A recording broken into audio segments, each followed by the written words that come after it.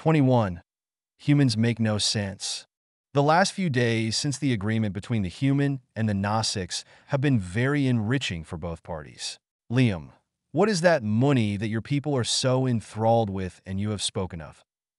Sumong asked Liam after he finished explaining in half-broken Gnostics language, half-English, the grand line of modern human society on a chalkboard placed in front of the giant gateways. Understanding of modern society, at least from Liam's understanding as a cook in his mid-20s in a well-developed country, was far from being truly accurate. And he didn't consider everything as it was too big and complicated, but even then it shouldn't have truly shifted in its essence here: power and self-interest. Liam thought an answer as he translated what was just asked. It's pronounced Mane. Liam corrected the Gnostics, an action that both did at various intervals. Then the human paused, thinking of a response. It was a strange concept to Gnostics. Even if they do trade, it was more along the line of bartering from material objects to knowledge, and nothing remotely close in importance to humans in day-to-day life. It's a concept based on the belief of a thing holding value, a value that lets people exchange goods and services for a price. Liam paused, frowning as he switched to his very bad Gnostics. Give power option over in life and is behind most Sky people's actions too. I see. After a long moment of thought, the Gnostics responded with a scowl, focusing on getting angry, his mind going over and trying but failing to comprehend as he remembered stories and even one of the experiences of his own clan with them. He knew they were lucky as of yet, it was only curiosity toward their creations. He could see the use of such a principle, but if it led to the current situation and great tragedy, it might as well be a curse hidden as a gift. An unneeded one at that.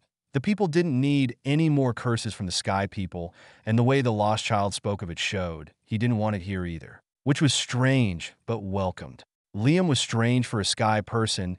It was clear he was apart from the others, a pariah maybe. He didn't dare to ask why the human was here all alone, living by his own mean, as it would be inappropriate. Sumong couldn't understand why any sane individual would want to live this way, to let themselves suffer. It didn't make sense. Yet who was he to judge? If only he knew it was only barely a fraction of the very tip of the iceberg. This was how they proceeded to learn, asking questions, doing what amounted to lectures, and overall socializing between two alien species. It was always outside, as both the Gnostics and his mount were scared of Gladius when Liam was here and terrified when Liam wasn't. There were several ground rules: no stealing between one another, no entering the base without Liam being present, no killing one another, and other such guidelines that were more born of common sense for both best interests more than anything. For Liam, it was relieving to have someone to talk to, even if not human, and need to be on guard to a degree. This deal they made let him learn a lot more important and useful information on the Gnostics culture in general and their way of thinking than Sumong on humans from him. As far as Liam was aware, if a Gnostics knew of the existence of social media, such as Twitter or TikTok, what is a country, etc., it wasn't going to change much besides maybe granting confusion. And the more complex aspects needed to be severely dumbed down. Not that Sumong was particularly stupid, if a bit slow at times in Liam's opinion, but he didn't know how to count past 16. This number 16 coincided with a number of influential and important Gnostics clans: the Omadikeya, the Tipani, the Anarai, the Takami, the Kikunin, the Reitanu, the Helena, the Leona, the Melchiina, the Terangi, the Aniov, the Olangi, the Hyudikeya, the Manquan, the Tomakad, and last but not least the mysterious, aggressive, and dangerous, almost psychotic Ash people, each with its own specialty. The number past this did not even exist in their language, as after that it was considered a bunch. It was based on octane instead of a decimal, as they possessed 16 digits instead of the 20 for humans. They only know how to count all of these digits. No concept of math besides the bare-bone basics of addition and subtraction. None going above 16 obviously, as everything above was just a bunch. They didn't even have a shred of a written language. As primitive as the Gnostics may be on the technological aspect, this lack of anything noteworthy on that aspect was puzzling for Liam. Sumong was shocked and then frightened to learn how complex mathematics was, even if it was only the basic of multiplication and division that Liam taught. Liam didn't give the Gnostics the information on, for example, various human wars or various ideas such as water poisoning or other such things that could be a problem later on for himself. His self-interest came first and foremost. The man wanted to stay neutral as long as he realistically could while not passing for a threat to be rid of until he was prepared and knew where he was roughly in the timeline. Not that he knew a lot, but some key events, such as the paraplegic guy arriving, and the destruction of multiple kilometers high trees that forced hundreds of Nausicaa to flee their now-destroyed ancestral home.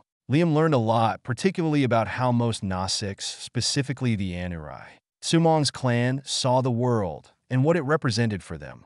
All were connected, and all were borrowed to be given back once the time had come to die. And they could be brought back to life by their hands and craft in the form of art, be it tools, artifacts, or simple home decorations, all with meaning and reason behind it. Every life has a start, a place to be, and an end. They live in symbiosis and harmony with their environment, only taking what was strictly necessary. Taking more would go against their very being as they damage the tapestries of life. It was both alien and familiar. Alien in the sense it was real here, due to the Nausicaa's biology, letting them connect to the deeper level of the flora and fauna, and familiar with the concept of being one with nature by various means. It wasn't a foreign concept to humans. It was simply faulty and flawed for humans to attempt this, as even without their chaotic nature, an ever-climbing ambition as species simply lacked the biology to do as Nausicaa does and have a symbiosis and harmony with their environment. It made both humans a more successful and less successful species in a sense. Or so Liam thought, as they always were exceptions. Another point that made this possible was Iwa, their goddess, by her vague yet grand but also humble descriptions. The All-Mother, Iwa, all born of this earth are connected to her, being so old and wise none close to equal could begin to comprehend, caring and compassionate, yet cold and ruthless, present in all life and death. Liam wasn't quite sure of how he should think about this being besides prudence, as he knew she existed in some shape or form via the little bit he knew of the movie. And a being like this existing here isn't fundamentally revolutionizing with him walking around. One definition that could potentially describe Iwa from Liam's understanding and plenty of extrapolation would be an all-encompassing living being on a planetary scale where a central mind resided and everything else was but cells of a greater whole connected to her, with those various whipping willow glowing trees were Nausicaa connected to. And humans were considered foreign bodies within, explaining how the wild animals acted unnaturally aggressive to the point of uncaringness for potential death or mortal injuries when in close proximity to him. The stingbats or Reethi in Nausicaa being a bit of an exception, as that kind of behavior was normal to them he learned from the native. It was understandable why the Nausicaa, who held the highest of respect for Iwa, considered her divine and mystical in various ways, and that their religion and spirituality are in big parts centralized on this being. There was a lot of rationality in those beliefs. It was very down to earth, as bizarre as it sounded from his general understanding of religious or spiritual belief from humans on Earth, where madness ruled at various levels of intensity. Not that humans needed those to act this way. But again, this was only from one Nausicaa, one he didn't exactly trust. So it was a bad idea to consider him and his knowledge as the norm and hope all were similar. Crazy zealot Nausicaa must exist as if the one that tried to murder wasn't an example enough, and simply difference appearing. Then there were the 3 laws of Iwa. First, you shall not set stone upon stone. Second, neither shall you use the turning wheel. Third and last, nor use the metals of the ground. The translation from Nausicaa to English was not exact, but that was the gist of it, and there were several interpretations, which all could be shortened to you shall stay as hunters-gatherers to not damage the environment. The punishment was unknown, if any, as those rules might not even be directly from Iwa, but if they exist, and from how old they presumably were, they must have been at a point in time where Nausicaa or another humanoid sapient species had a civilization. And this hypothetical civilization was brought down eon ago by probably some horrible war, disease, climate change, or again Iwa herself, which is horrific as it sounds, was again understandable if he put himself at her place. An alien and extremely old mind connected to all life on this moon. It was like having a cancerous part and deciding to cut it off and start anew. Again, all was hypothesized upon hypotheses, and only one possibility between an infinite more was right. Yet it made sense to a degree and explained the harmony between Nausicaa and their environment. because the possibility it was another alien species was just as possible. And humans broke all of these rules in him as well. Depending on the interpretation, it would at some point inevitably happen either way. But balance seemed to play an important role. So the rules should be more akin to suggestions and less in excess, are a real threat and disturbance to the ecosystem, which was ultimately still very vague and subjective. It wasn't all. As he learned what he was called after he rescued the two children and why the Gnostics called him Lost Child, it translated roughly the same in English apart from child, as the word in Gnostics also hinted toward orphan, and he found it depressingly fitting. Sumong, who told him this, didn't know why he had such a title, as it was a tsahik, a sort of shaman, most of the time a female, a male one in this case. And the one who told him, but apparently the tsahik seemed confused as well, to the point of not even knowing what species Liam was. But like all things with Gnostics, it must have a deeper spiritual meaning he didn't really grasp at the moment due to a lack of information. Liam suddenly stood up, eyes widened, puzzling the bone carver who the human was teaching how to make porcelain.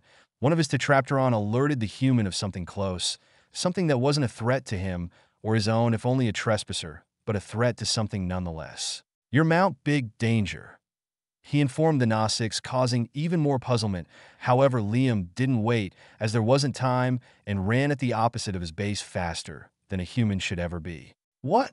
As the Gnostics realized what Liam had informed him, he felt his heart drop, but that didn't stop him from already running after the human. And to his shock, he was marginally slower. A dire horse could be seen sipping the nectar within a beautiful yellow flower, while in the distant sky, the closest and most massive of the three suns was setting. The surroundings were starting to show their real, bioluminescent color as the night was establishing itself. 4 meters away was a 3.5-meter, 10 feet 5, long predator lurking closer, its hairless, tapered body built for speed hidden within the tall blades of grass. A slinth or tsumra, depending on either English or Gnostics. The silence was broken by the sudden cawing of a Tetrapteron flying above in a circle. This caused the dire horse to stop feeding and look warily around until his four-eyed gaze fell upon the slinth that was lurking. The horse, like a deer seeing a speeding car in the middle of a highway, froze as the slinth, knowing it was seen, abandoned all stealth and ran at its immobile prey, passing from 0 to 95 kilometers per hour, 59 miles per hour, in but an instant. Closing the distance between the two, yet again, as its face split open, revealing fanged jaws ready to envenoming and shred the dire horse flesh, a voice was heard, and the whistling of something was in the air. "Hey!" Liam shouted as he finished mimicking the motion of picking something up on the ground with his left hand, taking out a sizable and jagged stone from his inventory that he directly threw. The slinth instantly slowed down as its head snapped in Liam's direction. Small eyes locked onto his mildly amused gray one. Its quadri-articulated jaws stretched wide open with the 4 bright orange chitinous-like flaps flared out in hostility. Then the stone that was thrown earlier hit the fastest land predator of Pandora square within its maws. The stone shattered into 2 sharp pieces and many smaller fragments, just as sharp. This stopped the extremely venomous animal dead in its tracks, causing it to ragdoll with its momentum in the grass past the still frozen dire horse. 6 limbs tangled as it trashed in agony, and an ungodly screech escaping it. The 2 biggest pieces of stones ended with one perforating its palate, stopping at the carbon-reinforced bone as it shattered further, the splinter digging into a very sensitive sensory, while the other one lodged itself deeply in its throat, causing great damage in its wake. It didn't have the time to process further what was happening, as Liam was now a dozen of meters away, and a dagger made of great ostropede claw was thrown from his right hand. It flew faster than an eye could blink. The blade stabbed through the right of the slinth's head before stopping as the handle kept it from flying out of the upper right part of the skull. The creature had a short seizure before its body went slack as if a puppet had its string cut off. I thank you for saving my Polly, dire horse," Sumong said, shell-shocked, as he finally arrived behind Liam, standing way above the human. He had seen what unfolded. While the death that occurred was a tragedy, the death of his faithful steed would have been far worse. Not all lives were equal or had the same value, but each was important in its own way. Liam nodded at the Gnostics before walking toward the corpse, checking if it was truly dead, Picking it up over his shoulder, he walked back to the Gnostics, who was reassuring his horse that only now unfroze kept his wary gaze on the human, and then dead Slinth on his shoulder. Food? The human spoke, pointing at what he was carrying while at the same time. Mary, the one who alarmed him, landed on the top of his head, glaring dagger at the Gnostics. My Patreon, if you want to give me money and have chapters 1 have finished in advance. Patreon.com/user?mark60424165. 22. Diving into the abyss. A few hours later, within the night of Pandora, was a lit campfire. Above it was a thin, flat, and large stone. On it was deboned Slinth ribs slowly cooking. Bones here tended to give an aftertaste of ash, something Liam wasn't a fan of. Question: can I ask about why you are here? The Anurai do not reside in those plains, right? Why are you here alone? Liam asked in broken, yet nigh perfectly pronounced Gnostics to Tsumong, who was sitting in front of him carving one of the Slinth's bones with a knife with a pensive expression. You're correct, friend. My clan resides in distant lands, arider than those plains during drought. Close to it is a sanctuary of the dead where animals in their old age migrate for their last time, the Gnostics answered, speaking slowly for Liam to understand. Even if the human had extreme ease to learn the language, it simply clicked in his brain, and words he didn't know in sentences were instinctively given meaning within the context of what was said. Something not impossible by how his brain is now and the implant capacity to translate any spoken language known to man. The word friend pleasantly surprised Liam. Apparently, having an aerial eye on the creature of someone as you knew something will go wrong, and saving it out of your own volition will bring amity to yourself from the owner. Maybe the fact the owner was sane, rational, and benevolent helped too. And simply being civilized worked when faced with such individuals. And now that Liam paid attention, the Gnostics seemed more relaxed, even if he knew of his abnormal physical capabilities and didn't speak about it. A fact about him that wasn't hidden and went simply unsaid. No one is forced to tell everything about themselves when meeting strangers. It is indeed unusual that I'm this far. I'm on a pilgrimage in search of materials that will allow me to create half of the heirloom that will immortalize my bond with my mate, Panu. She is doing the same as me in another faraway land. His voice got lower and longing could be seen, indicating he was completely head over heels for the Gnostics woman, a sight that caused the human to snort in amusement. A sort of spiritual journey? Seems a bit of a chore, though. An awfully dangerous one at that. Liam internally remarked but didn't voice it out, as Tsumong and his mate surely were aware of that, and it must be part of this action in the first place. But it didn't change the point of it being needlessly dangerous to the extreme. Gnostics are very much not exempt from not being considered prey. Can I ask a question to you too? Liam nodded positively at the query of the Gnostics. What is the glowing object within your left arm? Not within, it is integral of my body part, just as tail is for you. I can do this, Liam explained vaguely before pointing his implant at the wall behind him. A soft but quite strong beam of white light was emitted, not surprising the Gnostics as Liam had done so a few times before. Yet there still was a flinch and rapid blinking of eyes with the sudden light, a detail that didn't go unnoticed by Liam. A reaction to sudden light? Possibly due to a more nocturnally adapted sight. Then a caw was heard. The light cut off from atop the wall. Mary. The red tetrapteron landed on his bare wrist, the sharp talons grazing against his skin, but there was no reaction from the human. One of the young flyer neural cues moved, and the white furry tendrils connected to the implant. The human eyes dilated to an impossible degree, one that would have disturbed humans and made them think he was extremely high and could hear inanimate objects speak. This too, Liam said, his tone indicating he will not tell further, and how Mary was proper to fly away being an indicator. Tsumong understood there was more to it evidently, but it didn't mean he was entitled to know it. At the moment, he was too focused on the fact the lost child could do something akin to Tsahelu and connect to the life of Pandora. It explained why for Tetrapteron and a great Ostropede lived with him in peaceful coexistence. Dreamwalkers, or avatars as the sky people called them, let them connect to the flora and fauna, yet never a human in the flesh to his knowledge did.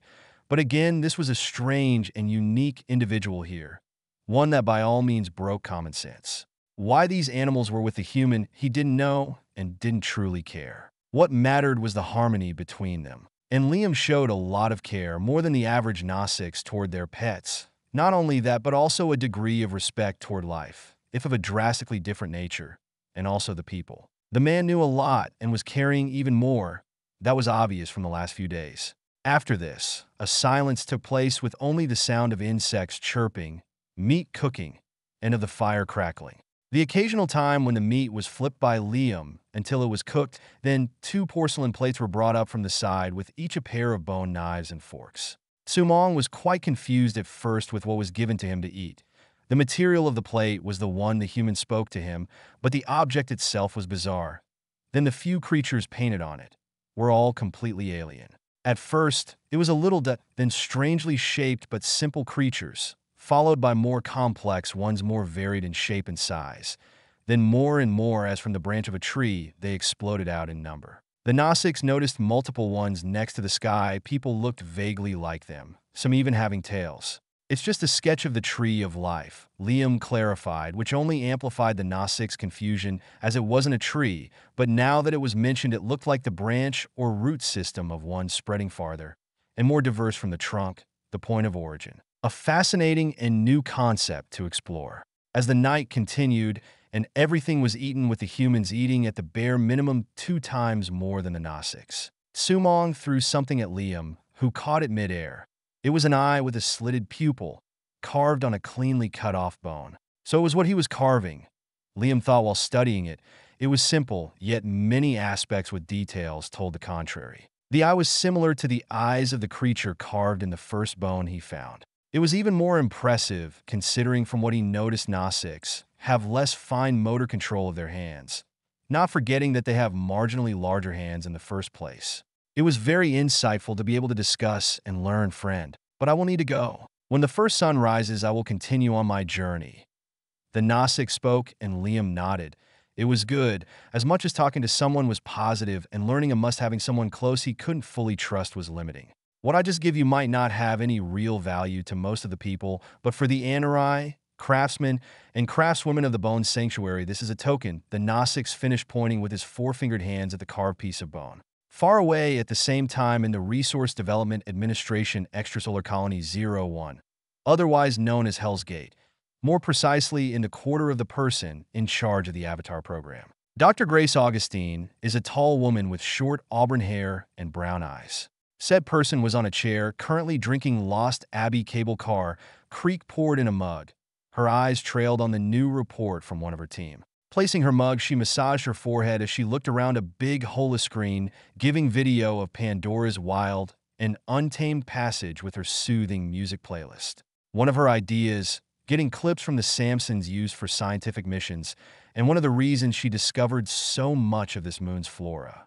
An idea that was also exploited by the RDA to her displeasure, because those videos were pricey back on Earth. But again, both gained, so she didn't complain even if she was pretty open with how much she loathed the RDA. Her eyes bulged out, and she spat her drink as on the corner of the screen, she saw something that by all means shouldn't be possible. It was one frame, one that should be utterly impossible by all known metric of humanity. In fact, she refused to believe it even as she paused the video with a tap of her finger, moved back by a few milliseconds, and zoomed in. Even then, she still couldn't believe what was on it. She didn't drink enough to be the effect of alcohol. What in the actual fuck is that? How is that possible? Grace screamed, her eyes locked onto the armored, clearly human figure. The eyes behind the helmet of a gray-silvery shade, naturally impossible to occur in humans. And in the middle of a plane with no breathing mask. She turned off the holoscreen, then turned it on again, then off, then on. It was real footage she knew as it was given to her first. It was impossible, yet it was real. This needs to be kept under wrap, as long as possible. I need information on who and what this is. As if I didn't have already enough shit to deal with. Just a few months and new members will arrive, she thought, her expression hardening while her eyes locked on the coordinates shown on the holoscreen. The next morning, it was day 111, and Liam did his usual breakfast rich in protein, quick but intense workout, an overall aerial check in a 20-kilometer radius from his base with his 4 tetrapterons confirming that the Gnostics of the Anurai was indeed not here anymore, or anyone else for that matter. Progression was back on the menus. Liam munched on a piece of spicy jerky as he finished his 200th lead shotgun slug, one bigger than advised above his bastardized fabricator. Gunpowder meant firearms, and firearms he did make with adapted bullets. Of course, he wasn't exactly familiar with firearms, as where he was from it needed a permit, and there were multiple legal factors involved to get one. He did go to shooting ranges a bit when he was a teen, but it evidently didn't make him an expert marksman or a firearms expert in general. That in no case stopped him here from crafting them. And no small little thing either, as that would be useless against whatever was big enough to pose a threat to his continual existence. So he made multiple shotguns to be exact. Not modern ones as he couldn't do them, but antiques ones if put UT to date with his current resources available. Something close to a sawed-off shotgun, to be precise. Each with only 2 shots before needing to manually reload. Their only purpose being to kill or mortally injure whoever enters a 15-meter, 50 feet, radius of him.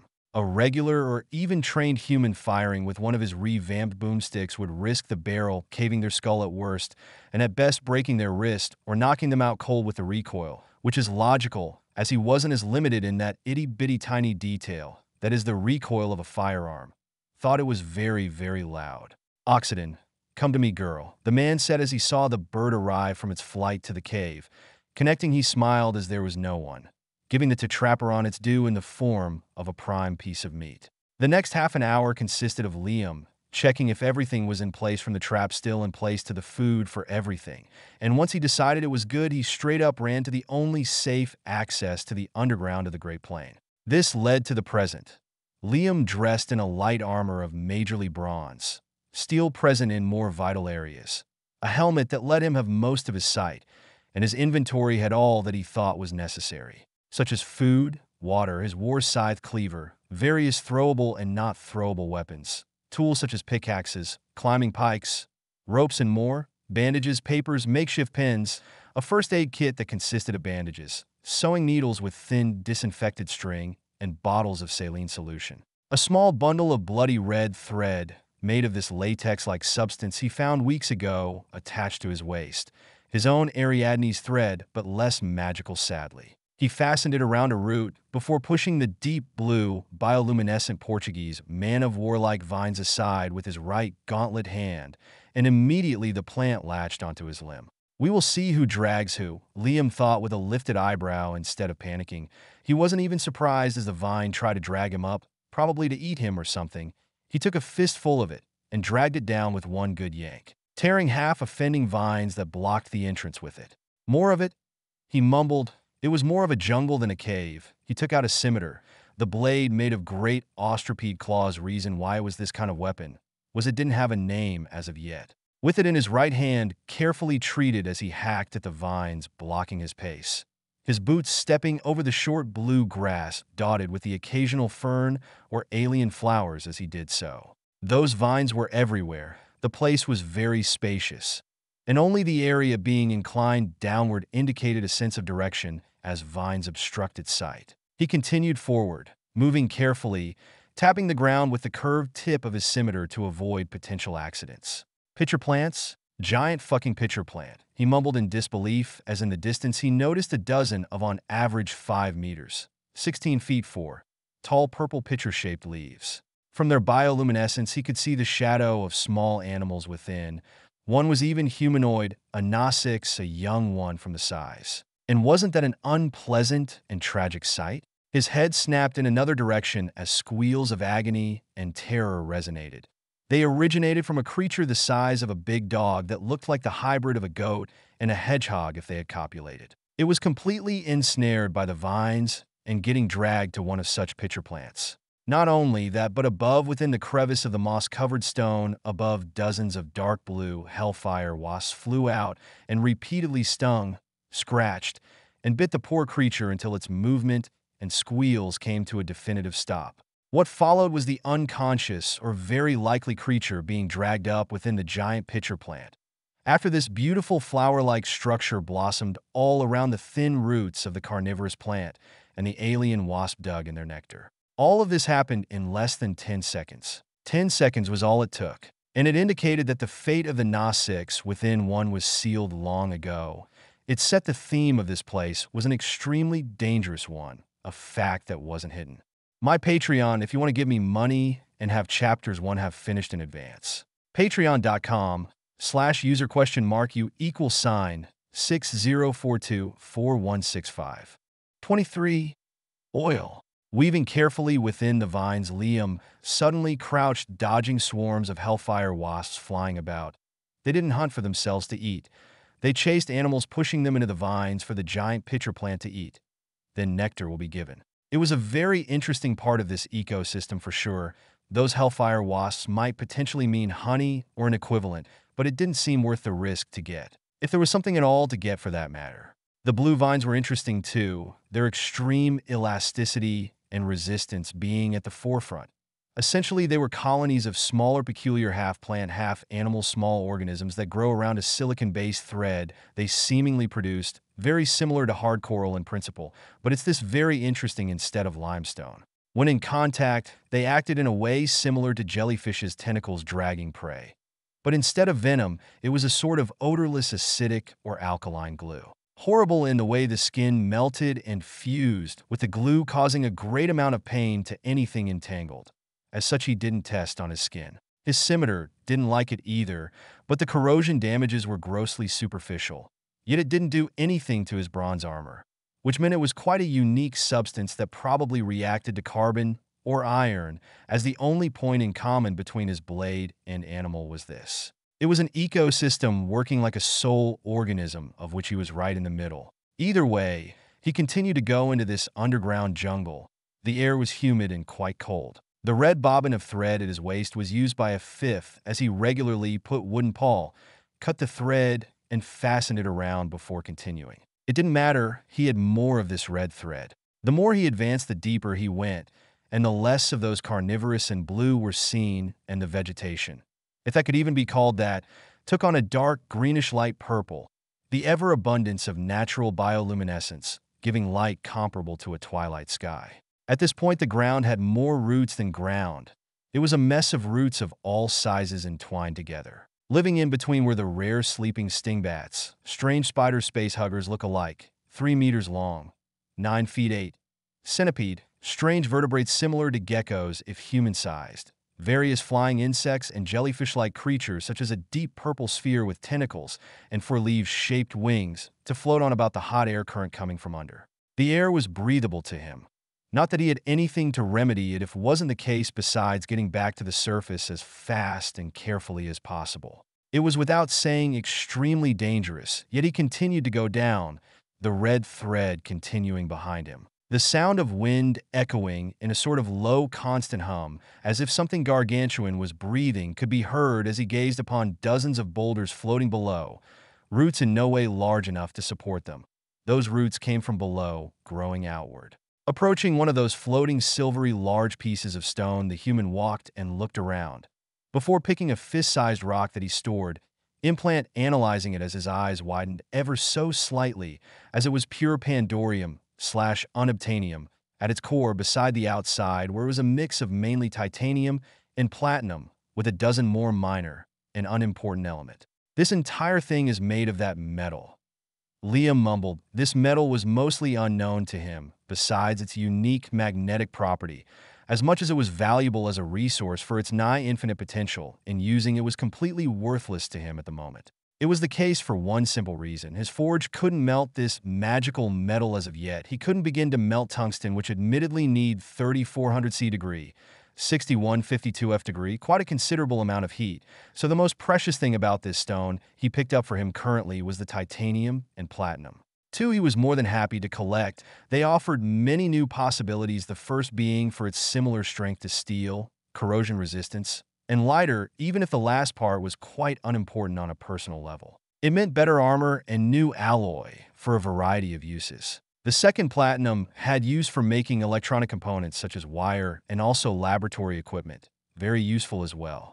He picked and mined pieces of rocks, choosing the one with more of the two precious metals as he climbed down from root to root, stone to stone, red thread and wooden pole following him behind. Water, he internally remarked as the sound of waterfalls started to enter his ears. Advancing on, he stumbled upon a thin stream, plunging from one floating stone to another. Streams that grew bigger and bigger as more of them fused together the further they fell. However, they weren't only of water. Below the colorless liquids was a black substance that was moving excessively slower. Approaching one of such streams, he tentatively dipped a long stick before taking it out and observed with unbidden befuddlement the black tar-like substance steadily dripping back into the stream. His gray eyes followed the origin of this stream to see it came from the same roots he climbed down. Now that he paid attention, all where those streams started nods of roots dug in. Finally, his curiosity won over, and he took a glass bottle he filled with the help of a stick of black liquid. The sweet smell of it was overpowering nearly everything else. Storing the bottle, he let his implant scan it. It was akin to heavy crude oil with its general composition and viscosity, but distinct differences could be made, such as the presence of pandorium particles, complex molecules likely responsible for the smell, and various microorganisms. Crude petroleum is the product of those plants. Liam said out loud, baffled, but extremely pleased with this discovery. And so he continued to move downwards, sampling resources as he did so. The darkness was in fact a gargantuan lake of pristine, clear water that turned at minimum 40 meters, 131 feet, deep into this same black crude oil that absorbed all light, and it was of unknown depth. There were no waves or water movement except for the crude oil rippling exactly every minute, as if it was the beating of a heart. Gigantic roots grew from it. Giant purple algae flowed, peacefully accompanied by blizzard half-transparent ray-like fish. Silvery floating boulders and stones were everywhere, some of the biggest forming massive floating islands on the water, similar to icebergs or small hills. They were full of lush flora with strange flowers adapted to this sunless environment, from glowing fungi-like to multicolored floating flowers anchored to the ground by a single thin strand of fleshy tissue. The overall blackness of what was below the water contrasted deeply with the all, and he was currently walking on one that was connected to a fissured wall of the cave by, as anyone could guess, roots. They seemed to hold everything together with the Pandorium/unobtainium here. A fissure that was out of place even from afar. The long white vine being also a major reason he saw it. It wasn't the only one, just the closest and easiest to access. And he was curious. Liam's eyes suddenly narrowed and his body instinctively tensed up as he heard the faint sounds of clawed feet getting closer all around him, from his left, right, behind, in front, and above. I wondered when this would have happened, Liam thought, frowning ever so slightly as he roughly estimated their number just from the sound all around. They must be easily a dozen, if not more. Then the shape of viper wolves came into his sight as white bioluminescent patches sparked alongside their lean, dark blue body. They didn't seem to be the same species, as they were at the bare minimum 50% smaller. They didn't even reach his knees. And it indeed was the case. Those were Lucamila's viper wolves, a subspecies of the common viper wolf. His war scythe appeared in his left hand as he stood to his full height, chest pumped up and eyes full of composed alertness as he kept eye contact with the one in front of him. An error on the human's part, but one he couldn't have predicted. This viper wolf closed its eyes and opened its maw wide. A second pair of legs spread in an instant, and the world for the human became white as a flash of light with enough lumen to blind a Gnosix was emitted right at his eyes. Shit, my eyes. He swore at this. He didn't expect this kind of attack at all. Repeatedly blinking, his eyes were filled with a burning sensation. He could barely make out distance, color, and shape. His heart beat faster in his chest, yet he stayed composed if pissed off. At the same time, the pack of Lucamila's viper wolf pounced. Two of them, maw wide open, they bit at the human armored ankle, not doing much but annoying the human further. It resulted in one getting kicked so hard its head snapped backward with a loud crack. The other bisected from shoulder blades to the pelvis, its guts spilling everywhere as the still cognizant upper half fell into the water 24 meters below. It was only the start. Two jumped on his back as he wildly hacked the air with his weapon. Growling in irritation, Liam grabbed behind him the raging animal, catching what he assumed was a paw. His grip shattered the bones while the viper wolf yelped in pain before being thrown randomly with extreme prejudice. It hit two others approaching hexapods wolves, killing the three of them simply with how much force was put behind the improvised living projectile. It was a massacre, the scent of blood and ruptured organs replacing the sweetness in the air. Yet the viper wolves kept on coming, suicidally throwing themselves at the currently blind as if in a frenzy. A big male jumped on Liam's head, furiously scratching and biting as the human shot randomly with his wrist crossbow in front of him. The poisoned bolt hitting one into its belly, halting in its track with a sudden pain, the cocktail of toxins taking care of the rest. Go to sleep, as those cold and calm, yet irritation-filled words, a closed armored fist flew through the neck of the one latched on him. Blood trickled down his armor as he killed more and more until nothing came back. Yet he stayed vigilant. Blinking more, the burning sensation finally started to recede as he could see again, even if blurry, and there were white spots here and there. But it was rapidly getting better. All around him were bodies, organs, and blood splayed. He breathed, and something unexpected happened again. What was all Liam could think of as the rapid, almost buzzing sound of flapping wings entered his ears, and a red arrow-shaped creature zipped right at him and entered his sight from above. The next thing he knew was pain. A needle-like shape speared through his armor like it was tin foil. The buff coat in between not giving much more resistance then came to his skin, followed by right pectoral muscle. It continued on as it passed in his flesh and tissue between his ribs to finally perforate the upper part of his right lung. "Fucargh," he shouted, pain and anger mixed together. But he reacted extremely fast. He let go of his war scythe to grab the thing, stopping it from goring him further. And it instantly emitted high-pitched squeals as the needle inside suddenly pumped venom akin to tetrodotoxin. Right after, a creature landed next to him, red in color, headless with a praying mantis posture, its two hooked front limbs waving in the air as it silently and gracefully walked with its four-clawed feet toward the squealing thing embedded in his chest. A slinger is two individuals of the same species living as one. A silent, extremely dangerous predator. Not the biggest or strongest, but one of the most successful thanks to its unique hunting tactic. The main body and the head, with the latter being shot from the former, and that's what happened. And now the main body was following the squeal of the head embedded in Liam's right lung as it was blind without it. "Fuck you!" Liam screamed with blood and literal venom coming out of his mouth. Implant glowing a bright red, the continuous sharp pain or pieced lung not stopping him in the slightest from acting as he materialized one of his shotguns out of his inventory and shot point blank the slinger's head. The deafening boom of the shot echoed far and wide as the head exploded into bloody pieces and bits that flew everywhere. The proboscis was all that remained intact, and it was still deep into his chest. Taking it out would be a bad idea. It would aggravate the bleeding, and there was his armor in between anyway. He coughed more blood-filled venom, his body working on purging the foreign substance, breathing heavily from his one good lung. His overly dilated, half-blind eyes filled with adrenaline locked onto the confused main body that was no more than a red blur to him. "Fuck you," he said, gasping for air and the pain. Holding the shotgun with one hand, he aimed and pulled the trigger. A boom echoed again, the recoil barely affecting the human. The main body screeched incomprehensibly as one of its middle legs with part of its chest was blown apart. "Should have aimed for the head," he added as the empty shotgun was stored to be replaced by another fully charged one.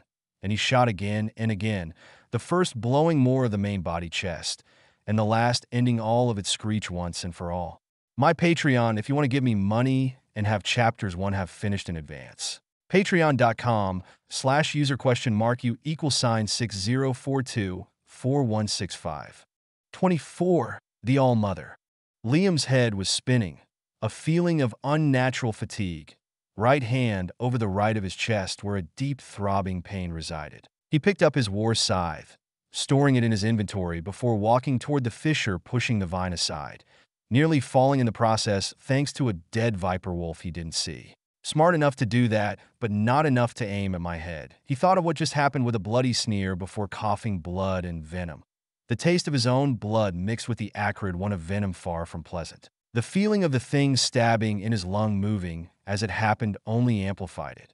It clearly was premeditated to some degree. The viper wolf's pack was immediately followed by this red creature, or it was the sound of battle or the smell of blood that attracted it. Either way, it was of little importance now, but a very good reminder of how dangerous this moon was, and that preparation, as good as it isn't an indestructible shield against the unknown. The idea that he was going to go in and out of here injury-free never once crossed his mind, It was a ridiculous thought as proven by what unexpectedly happened. Coughing blood for what felt like the umpteenth time, Liam noted with slight worry how his body started to feel sluggish, but not too blood loss. The wound in itself wasn't mortal on the hemorrhage aspect, but the venom was a problem. Hurrying himself, he stopped just a meter away from truly entering a massive room, of which he could glimpse what was inside, and would have appreciated its sheer spectacularity of it all in other circumstances. However, he recognized what it was. Above, growing from the cave ceiling toward the ground, was a massive willow tree. Pearl white bark contrasting deeply with the darker shade where a lightning bolt scar split it in half. The roots of the tree were of the same color as the regular white bark, spread all around, connecting floating stones together, and dove in the pitch-black crude and odorless oil, rhythmically pulsing oil, they plunged in. Above, they formed an entire natural structure from bridges to platforms, of which one massive one rested below the inverted tree. Each of its sinuous branches supported several hundred ethereal pink tendrils, lighting the room like a natural chandelier, their light continually reflected by the precious mineral within the wall. Thousands of small jellyfish-like creatures drifted within the air as if swimming. Wood sprites or adokarina. They were seeds and so much more. A tree of souls, an Utrea Mokri and Nasix. From Tsumong's knowledge about the horse clans, this one should be the Tree of Divergence. Supposedly, only these same migratory clans knew where it was. Well, now he knew as well. A tree growing underground wasn't the craziest thing he saw, even if it was high on the ladder. Even more considering he currently couldn't see particularly well far away. So at the moment, it was even truer. Yet an undeniable pressure and presence were emanating from it, but he could instinctively tell this place was safe. Safer than the outside at the very least. Fuck, does it hurt like a bitch? Liam thought while he took off his helmet and gauntlets and unclasped his chest plate. The front part was taken off carefully as the back part fell, clanking loudly on the ground. His buffer coat was also rid of, but he hissed in pain as he took it off, feeling the proboscis shifting inside his lung with the movement. Then he sat, his back against the oddly smooth white root behind him. The thing embedded in his chest with blood was all for him to see. A bottle of fresh saline solution. Uncorking it with his mouth, he quickly rinsed his hands before pouring all that remained on his wound. Teeth grinding together at the cold feeling washing over the wounded area and the pain that came with it. His eyes focused, blurry sight over the foreign object in his right lung, he grabbed the part poking out, and with one swift yet careful and decisive motion, he muffled a groan of pain and took it out. It felt oddly relieving amid the pain. Thing is at least half of my forearm. He mumbled in slight disbelief at the roughly 20 centimeters, 8 in, long proboscis. If he wasn't the way he is both internally and externally, this would have impaled him all the way through even if he had stopped it. Another fact he remarked was that the venom didn't even come from the pointy end either. It was dozens of pores in the middle. Right after he started his last coughing fit, blood and venom were expelled from his right lung like someone that nearly drowned until all was gone. It was excruciatingly painful yet very relieving to be rid of. The wound was deep. He could see his ribs and lung amidst the blood. A perturbing sight now anchored in his mind, but nothing vital was hit, so it was always that. A few centimeters to the left, and it would have been his heart, however. If it was luck it didn't hit there, or bad luck, he was hit at all he didn't know, and it wasn't the time to dwindle on that. Another bottle of saline solution was brought from his inventory with a soft fiber tissue. The process of cleaning the area was hard, and the numbness of his limb didn't get better. Now they felt like logs, and it didn't numb the pain at all. In fact, it seemed to progressively amplify it. The good thing was that it only truly did that, a horrifying end for whoever got shot, and then eaten alive while losing all their motor control, and with pain multiplied tenfold. The next part was the hardest, disinfecting needle and strings. Good thing he was preventive enough to have put the string in the sewing needle's head already. Because when you need it, generally, you aren't the ablest to do this delicate, sometimes nigh impossible task. It wasn't pretty 24 stitches, a majority going too deep and all irregular. He nearly lost the needle inside his wound too. The only reason it didn't happen was he got hold of the string, otherwise getting it out would have been complicated and agonizing. After this, he cleaned again and bandaged this part of his chest. The fatigue had gotten worse and worse. He knew it wasn't a good idea to let it win, but he couldn't do anything to stop it, and moving was an even worse idea for evident reasons. Not that he even could, as his limbs were numb to the point of walking or holding thing was a titanic task. Fuck, I'm insane. But it was worth it, he couldn't but thought, schadenfreude at his self-induced predicament. Even speaking was hard now. He was in such a pathetic state that anything could kill him right now. Yet he felt safe here. It was puzzling. It was the Venom plus having to go down here. The fight with the Viper Wolves pack, even if fairly easy, then getting gored like a shish kebab, and having done an emergency heavy surgical operation on himself without anything to numb pain. Banging his head against the root, he breathed out painfully. His tired gaze followed the wood sprites elegantly floating about in specific places, blocking entries and exits, many of which he never knew existed. One even landed on his implant before following its brethren. I will take a nap, stay safe in the base. He sent through his link with his tame. It was accompanied by a feeling conveying he was fine, and so he closed his eyes. Sleep came soon after, even with the pain, the strange blanket growing out around him soothing him. Liam opened his eyes after what felt like an instant to an alien sight, and his body and mind feeling just as alien as how he was used to. A very familiar, yet fundamentally different situation. But he didn't panic. His mind felt clear, clearer than it ever was before, and ever than he thought imaginable. He couldn't panic, the mortal bodily function for this to happen currently lacking. He was floating in a fetal position within a fourth-dimensional prism his mind could only perceive as its three-dimensional distorted yet clear shadow. Hundreds upon hundreds of hexagonal metallic particles orbited at speeds varying from slow to the point of appearing immobile to supraluminal. They moved in a chaotic yet perfectly ordered and calculated path, as if they were a swarm. He directly saw both his wrist, and the lack of any implant on his left wrist was immediately remarked. The next was his tan skin, or current apparent lack of therefore. Instead, it was a pale, bluish, translucent film that carved out the shapes of his every muscle were defined. He could even feel his shoulder-length hair, as if they were fully functional body part instead of mostly keratin threads. Each and every million of hair follicles from roots to tips were floating in the air as deep underwater behind him. Yet they weren't really hair at the same time. They as well were no muscles, tendons, bones, or any real tissues, be them dead or alive.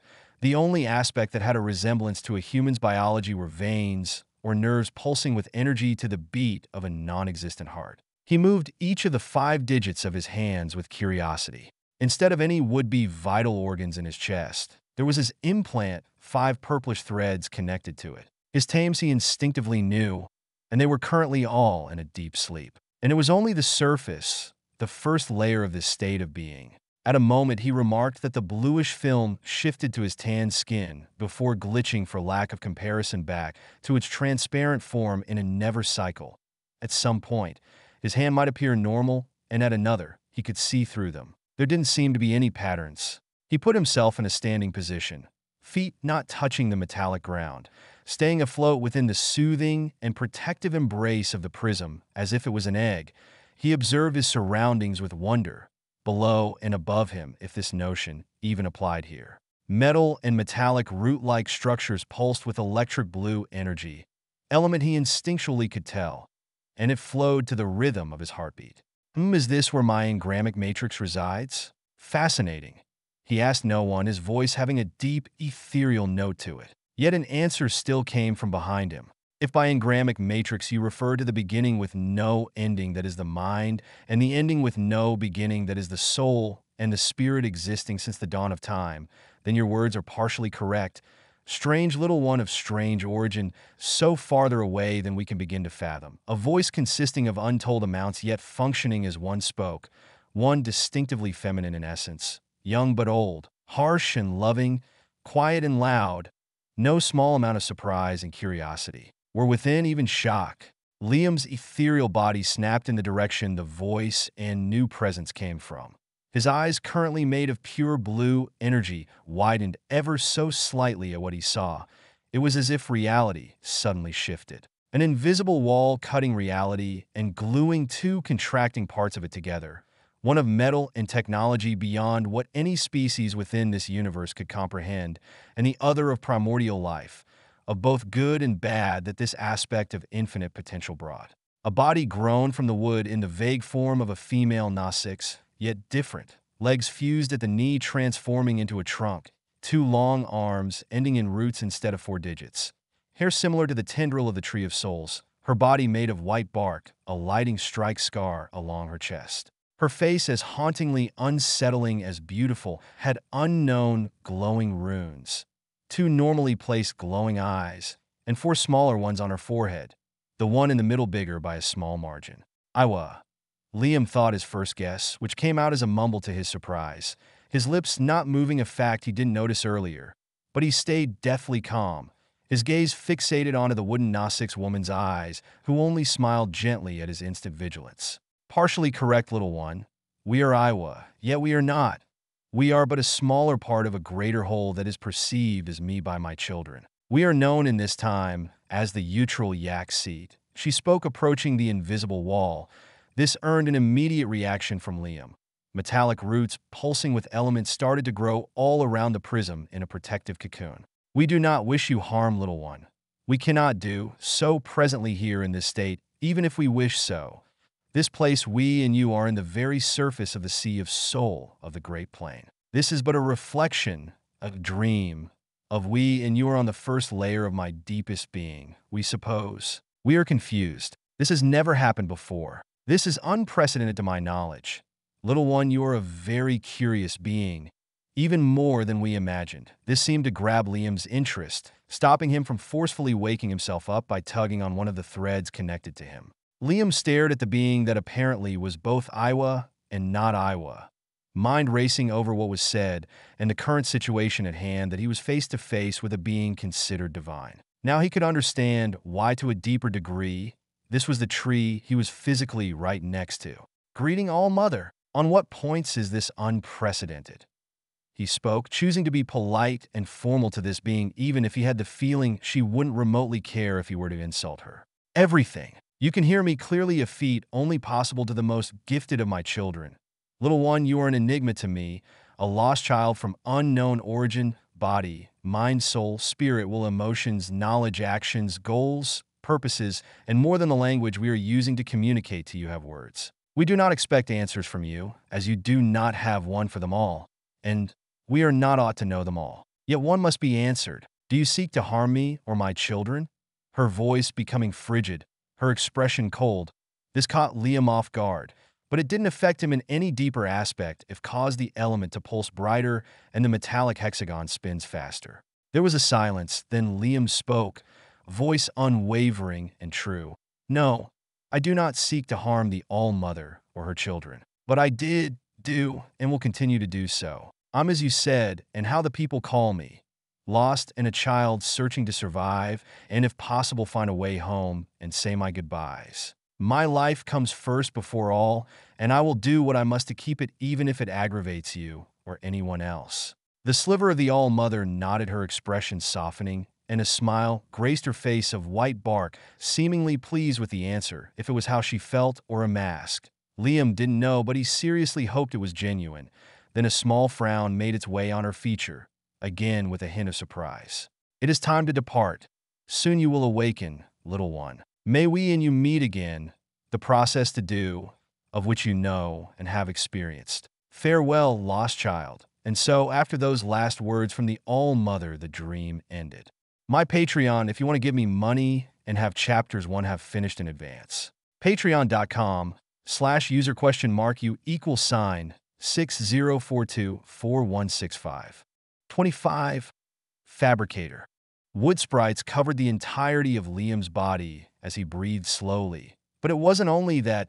Pink tendrils growing from the roots protectively ran against his skin, in more concentration around his implant, his head and back. His eyes slowly opened, pupils dilated, vision blurry, but rapidly becoming clearer. His mind focuses back to reality, going back on what just happened in this strange dream, rapidly realizing it wasn't a simple dream at all. The sudden awareness of something watching, hearing, and so much more is as present as ever. I just spoke to the blue hippie's tree goddess. Liam was still processing what happened, the dissonance between how he felt in the dream and presently. He remembered feeling cold and calculating, mechanical even. No pointless illogical emotions, and their constant presence that override his decision. The emotions were still there, just perceived differently. It felt so wrong, yet so right at the same time, and it informed him of his true nature to a degree. And Iwa, or a part of her, but also her, as she referred to herself. Or more accurately, the spirit soul mind of the Tree of Divergence, a being so alien to him, yet so clear to understand, a fact that seemed even unusual to her. She wasn't a goddess, nor a divine being was what he understood. Neither all-knowing, nor all-powerful, yet nigh omnipresent here. Still, she is the most powerful purely biological being or beings on this moon, and wise beyond measure and human comprehension. She was not an enemy, nor an ally. This could change and will, but in what way he couldn't truly predict at the moment. But she knew how unusual he was. She knew more than anyone else outside of himself, and he was far from knowing or understanding everything either. After all, she must have sensed him appearing out of nowhere on this beach, seen him use his inventory, and knew of his links with his tames. It was worrying to know she knew, but what could he realistically do? He already presumed as such that the All-Mother knew. It was just confirmed now. The good thing was that his mind was protected to a point. He was only in danger if he truly earned the rage and hate of Iwa, and she purposefully worked to end his life. All things considered, it seemed difficult to earn that from the tree goddess unless you purposefully go look for it. Liam sighed, his eyes trailing down his body. They widened as he finally noticed he was covered in wood sprites, and as if on cue, they all floated away. Then he felt a prickling, almost painful sensation similar to ants crawling and stinging as the thin tendrils covering most of his skin above his nervous system disconnected and disappeared into the ground. Tiny droplets of blood trickled from the prickling wound before they closed a few seconds later. This was fucking weird, was the first thing that came to his mind, all of those tendrils that were all over his exposed body, mostly his back, chest, arms, and neck, and luckily only that. Moving each of his fingers, he smiled, testing further with arms and legs. His smile grew, and he was back at full motor control, and his eyesight was as good as new. However, as soon as he tried to stand up, a tang of pain shot into his right lung and the area he was stabbed, and he now finally paid attention to it as well. The yellowish bandage around the wound was caked in dried blood. Taking it off the area of the wound, of course, the bandage sticking to it more than necessary. Not that bad, but definitely could have done a better job, he mumbled after observing the wound. He took a clean tissue out of his inventory and proceeded to clean the roughly shuttered wound. It wasn't very big and should be fully healed in 2 to 3 days, leaving behind a barely noticeable scar. Rebandaging his chest, he suddenly felt intense hunger, so he ate in the same spot. Picnicking under the Tree of Divergence was quite a pleasant experience. He finished it with a smoothie of this same pink aloe vera-like plant that alleviates pain. A medicinal plant from the Anarinoxics knowledge was called paywall, and it was pronounced paywall. Putting his armor back on, he stared at the slinger's proboscis, covered in dry blood on the ground. A scowl finding its way on his feature as the last few words of the fragment of Iwa came back to him full force. The venom that put him to an almost delirious sleep. Fucking bitch. He wasn't pleased with this very likely scenario, but he was calm and reasonable enough to understand. And he put himself in this situation first. She just profited from an opportunity he so happily gave. She had a hand, or whatever her equivalent is, with the gargantuan pack of flashlight viper wolves and the slinger. It was to communicate with him, assert his character, and if he was an immediate threat, a logical and sound decision. It was the only way, as otherwise never would he have slept here or let that connection ever happen. That didn't mean he was happy. Not that he truly was in the first place about all of this. If the deepest part of his being wasn't protected, he was quite certain the goddess wouldn't have had a problem skimming through his mind or alter part of it. Even if he didn't know much about the psychic aspect of things, he knew enough that it can install loyalty and obedience, because he could do that himself under precise circumstances. He didn't doubt one bit she had this capability as well, and plenty more with extrapolation from manga, novels, comics, and series. It would be strange otherwise that the hive mind didn't have mind-altering abilities. Using human or Gnostic standards of morality on a being such as her was simply foolish beyond belief and quite possibly insane. And the reason why he didn't do this. Being wary was of the utmost importance. But that didn't mean she was some evil mastermind. She was only trying to survive and flourish from his meager understanding.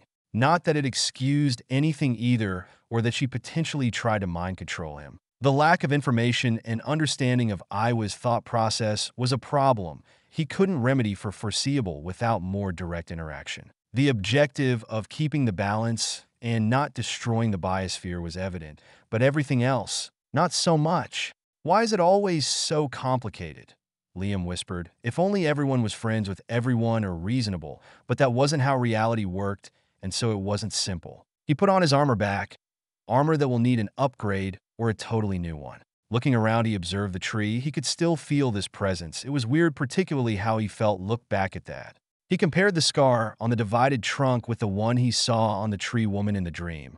Ironic considering the frequency of thunderstorms here. And it signified the tree was from the surface and somehow ended up down there. She wasn't immortal or impervious to harm, or at the very least this part of her. A fact to keep in mind if ever need be. Or she could change her appearance as she pleased. Anyway, it was in the worst-case scenario, and something he didn't want to do. He stored the proboscis, focusing on something else. Approaching closer, he appreciated the sheer beauty of the tree. The present he felt before stronger than ever. He looked down at the pure, black, odorless oil where the roots dipped in, greedily feeding upon it. Materializing a small glass flask in the palm of his left gauntlet, he took a small sample. Curious. It's like the oil from before, but extremely dense, compressed to an absurd degree, even... Oh, so that's why it stays this way. It's the molecules of Pandorium inside. Liam thought his excitement back. It was easily 50 times denser than the heavy crude oil he already has, which itself was already a few times denser than water. A wood sprite, the seed pod bigger than the other, landed on his left hand as the flask vanished in his inventory.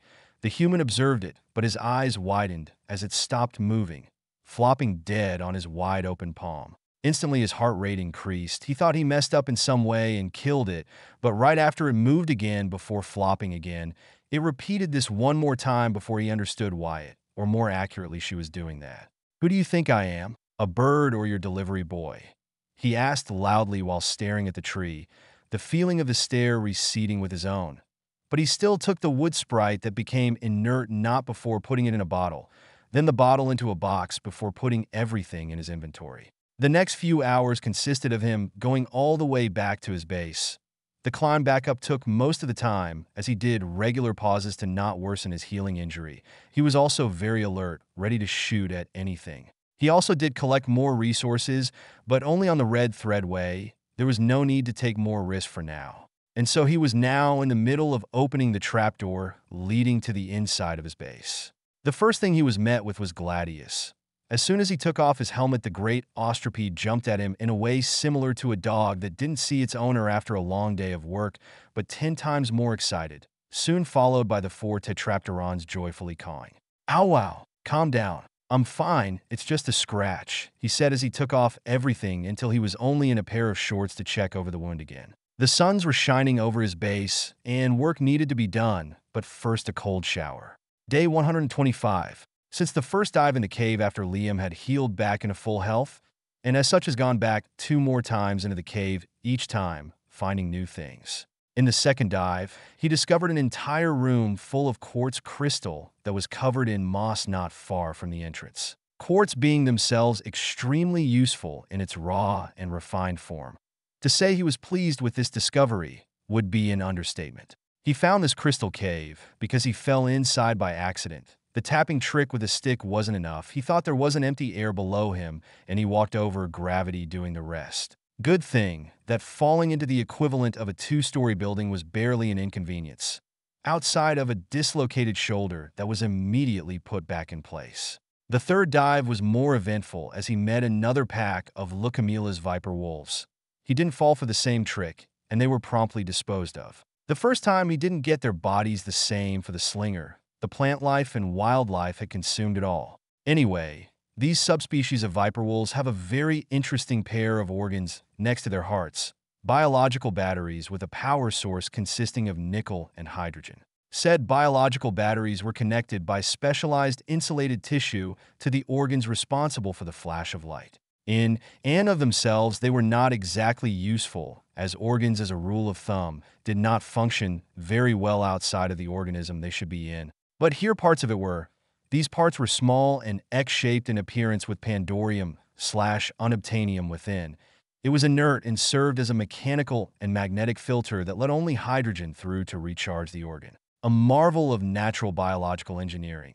If it wasn't Iowa's creation, at least in design, as it was still extremely slow to recharge the batteries, even if there is more than 1,000 times more hydrogen in Pandora's atmosphere than the one of Earth. But still, it opened many new possibilities, as otherwise making effective and reusable batteries was going to take a lot more effort and resources he didn't have, such as lithium.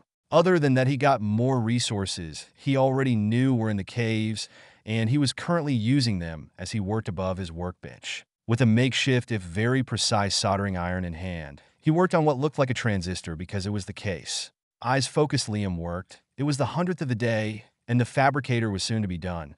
Now he had fuel for the miniaturized electric generator, but still, the hardest part was finishing the circuits. An impossible, if inhuman task requiring degrees of precision only machines gave, but he wasn't normal, was he? The fabricator was akin to a 3D printer in many aspects, as such it needed an integrated computer to be operational and operated. It was very similar to the stereolithography plants within the manufacturing complex of Hell's Gate in function. The computer didn't need to be very powerful for the moment, but it also mustn't be the size of an entire room, or burn when on or consume too much energy, or be too affected by moisture, or by heat, and a dozen more of, or with themselves more or. A lot of conditions had to be met. Computers are delicate and complicated to build, particularly from scratch. He will do it even if he will have brute force his way through or cheat. And so 5 days later, down in a small underground room, completely isolated from any environmental hazard, soft red light from bioluminescent flowers bathed the room with their hues. Liam was below an excessively blocky and massive machine of metal. Bare back against the slatted ground, he was using his implant for more light. Hand and most of his body covered in grease, he switched a thin cable for another. Smiling at that, he pushed himself away and back up. Test 19.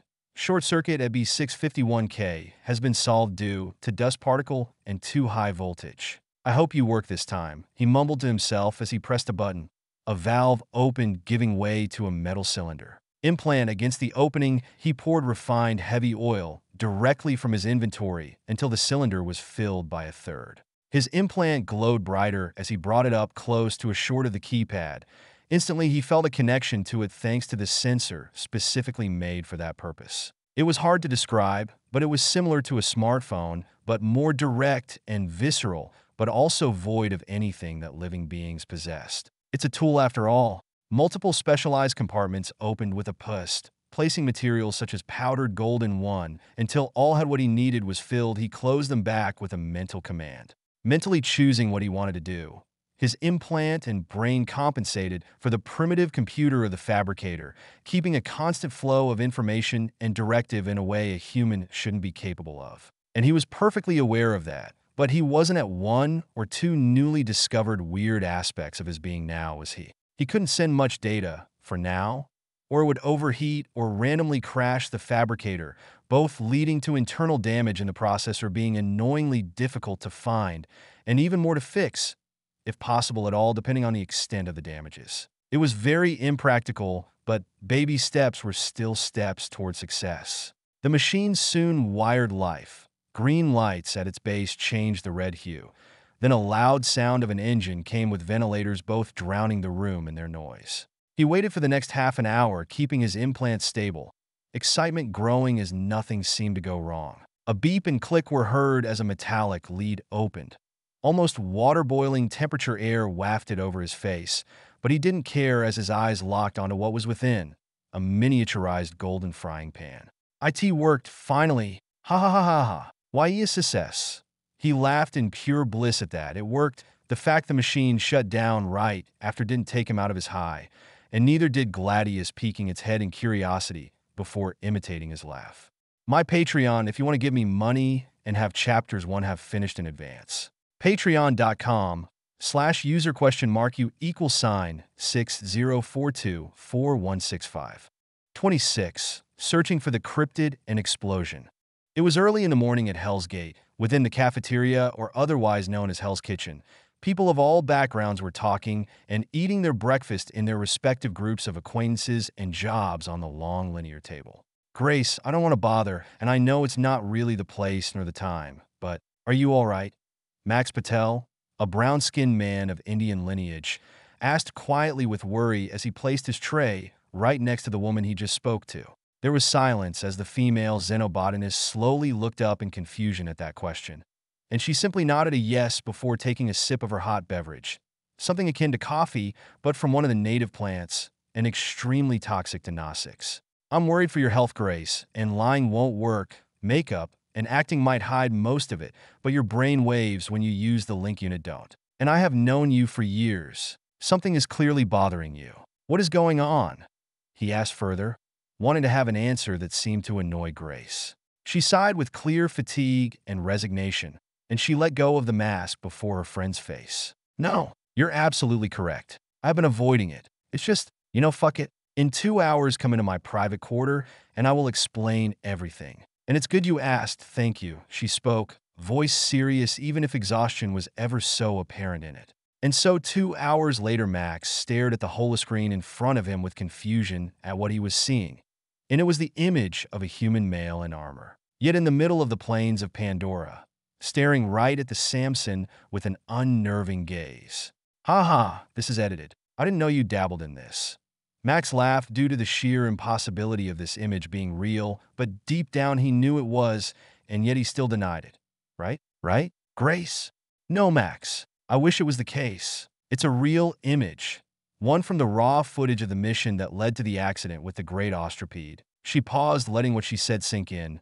The accident that led to 17 death and 57 injured due to the animal waking up while in transport on the ground and emitting deadly acoustic vibration far too high for the human ears to perceive before it was ultimately put down. Max breathed in and out, trying to calm himself. Grace simply tapped on various screens showing proof that backed up what she just said. She let him think and draw his own rational conclusion from the data she gave. Specimen unknown man, temporarily classified as Homo xenosapiens, sex male, age unknown, height unknown but calculated at between 190 to 210 centimeters, 6 feet 23 to 6 feet 6, with a muscular physique, exact time of the signing, 1558, March 2nd of 2154, location of the sign, Great Plain and its exact coordinate.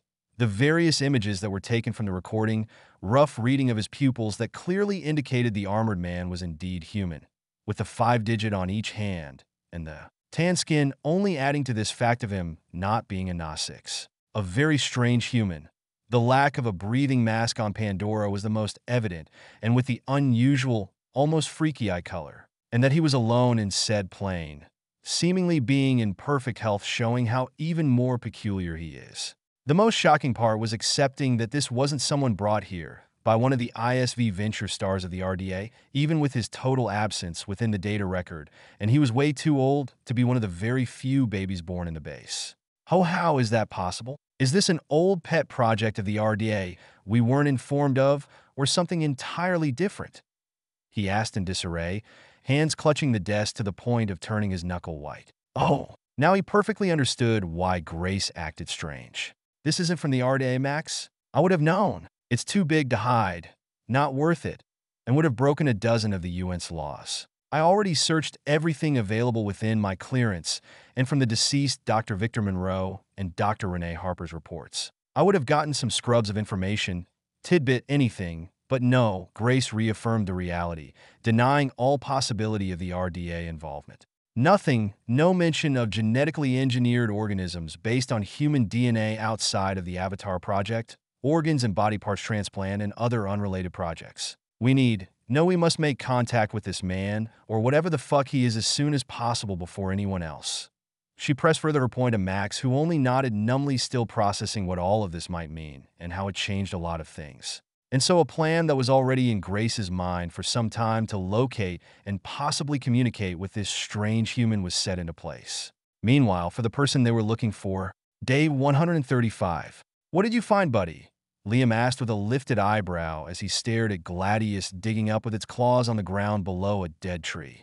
They were out to collect more of this red silicon, a substance he had found a way, by accident with the fiber of the giant pitcher plant and oil to make a type of gray-colored polymer. He used them for the base of electronics and so much more. Quite a valuable resource to him. He was interested in growing those trees. Currently, the two were out of the base and quite a bit of distance from it. Gladius being taller than the human by nearly 3 heads, and the massive metallic claws made it that this was relatively safe. Not that 100% was ever guaranteed in the first place. Gladius was immensely delighted to be able to out as now it can be with Father a lot more. Liam was more than happy with that. And one of the reasons he had put in Gladius a leather armor with bronze plates to protect its vitals and vulnerable areas in case of a sudden fight. And it gave a fantasy sci-fi vibe to his tame too. He healed fast and visibly didn't get infection, but that wasn't so much the case for his tames. Gladius proudly showed what it found. In its beak, it looked like a truffle in shape, but the color had a slight metallic tint seen through the soil covering it. The young great ostropede gobbled it up with gusto before plucking another one and giving it to the human. So that is where your species get iron. Normally, he mumbled as his implant scanned it within his inventory. The thing was not apt for human consumption at all. Just a bit of this single piece would cause extreme iron poisoning. He dubbed them with this discovery, iron truffle, even if no point was it a truffle. Of course, food being poisonous or inedible by the use of common sense never stopped humans from trying them, and he wasn't exempt from this rule. Though with how much iron was in there, he didn't think it would taste very good. Well, in its raw natural form, that is. SQW? He was brought out of his thoughts by Gladius gently bumping its crest against the titanium reinforced outside of his chest plate. Another truffle in its beak, and with Link Liam clearly understood his tame, wanted to share its food. He refused the generous offer to the short-lived disappointment of Gladius, as it soon realized it could eat more, and as such the truffle disappeared in its belly to never see the darkness of the soil ever again. It's going to rain? Or maybe a potential thunderstorm, Liam internally remarked as the distinct smell of ozone entered his nose and the shadow spread over the entire area he was in. Then he gazed up, or not. He trailed, eyes widening slightly as floating in the air were hundreds of jellyfish-like creatures, their bodies averaging at the size of small whales, the bells serving as gas sacs around 15 meters in diameter. Their purplish membranous flaps along the side of their elongated bells undulated as they swayed within the air and rode along the cloud. Their tentacles averaged at less than 100 meters, some being far longer and seeming to crackle with electricity. Those creatures are called Medusae or in Nausicaa, depending on the clans, either Fexipha or Lionata. And their general appearance reminded him of some smaller creatures he saw floating out of the cave a few days prior. Most of them getting eaten by stingbats while doing so, maybe related in some way. Then a dozen closest to him suddenly veered toward his location. Gladius noticed that first growled in a mixture of aggression and apprehension, thus informing Liam as well, if the sudden shift in the link wasn't enough. Of course, that was going to happen. Can't be left in peace for more than 5 minutes, he thought with a scowl of annoyance under his helmet. Because why would they let him be? Not particularly wanting to know what would happen if those tentacles were to grasp him or one of his tames, he acted. Mind going over possible scenarios, he mentally commanded Gladius to calm down to then call all the Tetrapterons back to the base and to fly low. The small group of giant floating jellyfish approached fast. Liam knew he could escape, but not Gladius, and so he faced them. A compound bow materialized in his left hand. He immediately switched it to his right hand as an arrow with a uniquely shaped bronze head took its place. The bow was one of his first projects after he got his fabricator up and somewhat running, even if it wasn't a perfect machine still as of now. And he didn't have all the resources in the world to do everything either. Speaking of that, it had consumed quite a lot of resources, titanium in particular, of which most were recycled as he did several attempts from several blueprints he doodled on pieces of paper until he had something he was satisfied with. And this was Sagittarius version 1.3. Having the engrams, all the underlying components and functions in his head behind them was good, but adapting them to his needs was better, and also harder challenges like this were something he particularly liked if not adored. He didn't become a sous chef in a one-Michelin restaurant at such an age by pure luck or with some powerful connection. After all, traits like being able to adapt and hard work were very important, vital even. That much was obvious. even if luck always played a major role in every aspect of life. The compound bow in question would be considered utter trash by any humans and not much different by Gnostic's standard. And he could care less about their standards as only his truly mattered. For multiple reasons. First, it was heavy for what type of weapon it was, being 9 kilograms, 20 lb, while being made of mostly titanium. The second reason was the strength necessary to even be able to use it was already way past the limit of Olympic athletes. Its maximum draw strength, while not risking damaging it, was around 100 kilograms, 220 lb, which meant he could go a bit higher. In any case, it's an insane amount of power for its size. A miniature ballista. The third one, mostly for the Gnostics, was the size of the bow. It was too small and as such unusable outside of for kids, but those wouldn't have enough strength to use it anyway. And that humans didn't use bow the same way Gnostics did. This detail mattered as well. Of course, this was on purpose. The bow was made by him for him. He is stronger than the regular man by an exceptional amount, so he wasn't going to use the same weapons. That would be stupid to do so. Delicately notching the arrow on the string, he then drew the string by half its max length, feet stable, and position acceptable. He aimed. Not a very hard task considering the target size. He let go, and an audible whip of air was heard. Boom! He murmured, a smile of anticipation forming as the arrow zipped through the air and 5 seconds later hit its mark, piercing the Medusa's gas sac.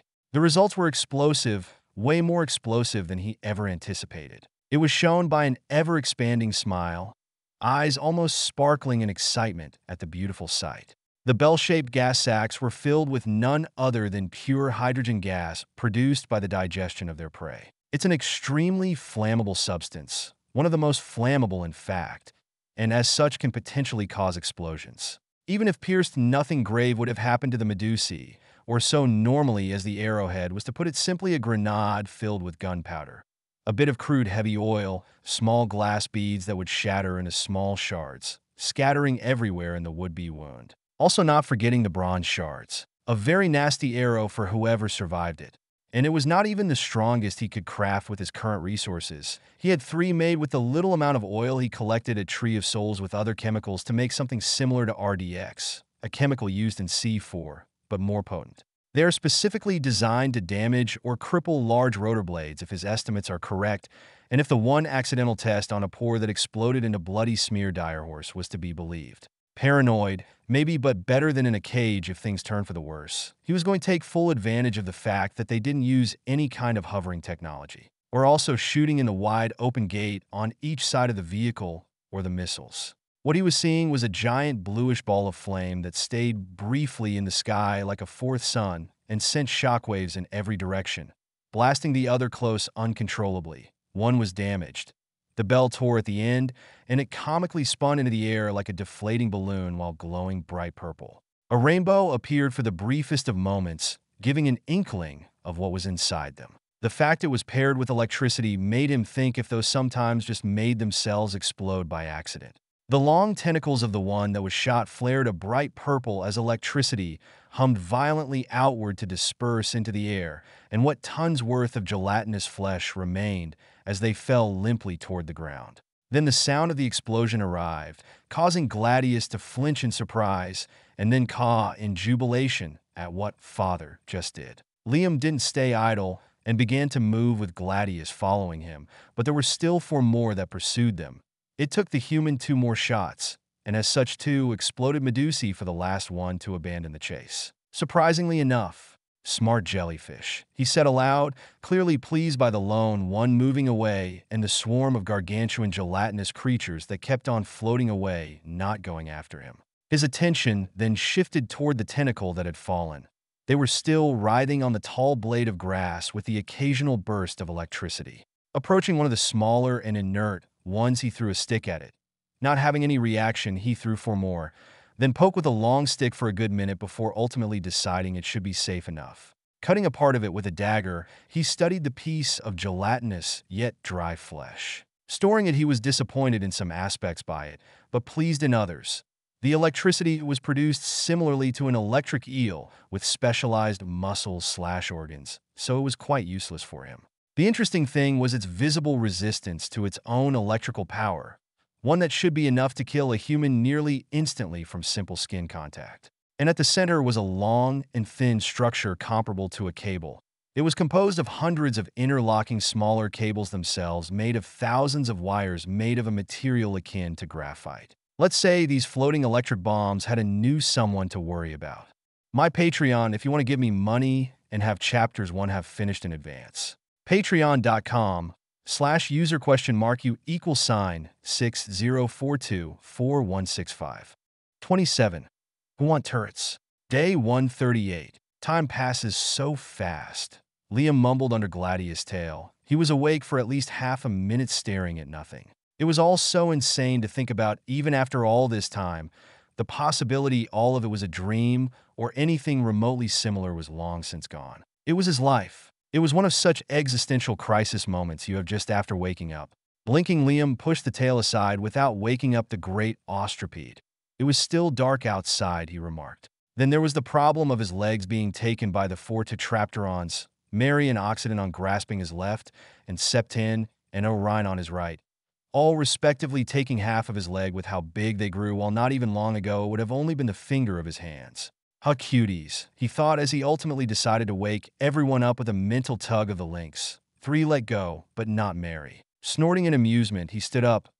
Either way, he had things to do.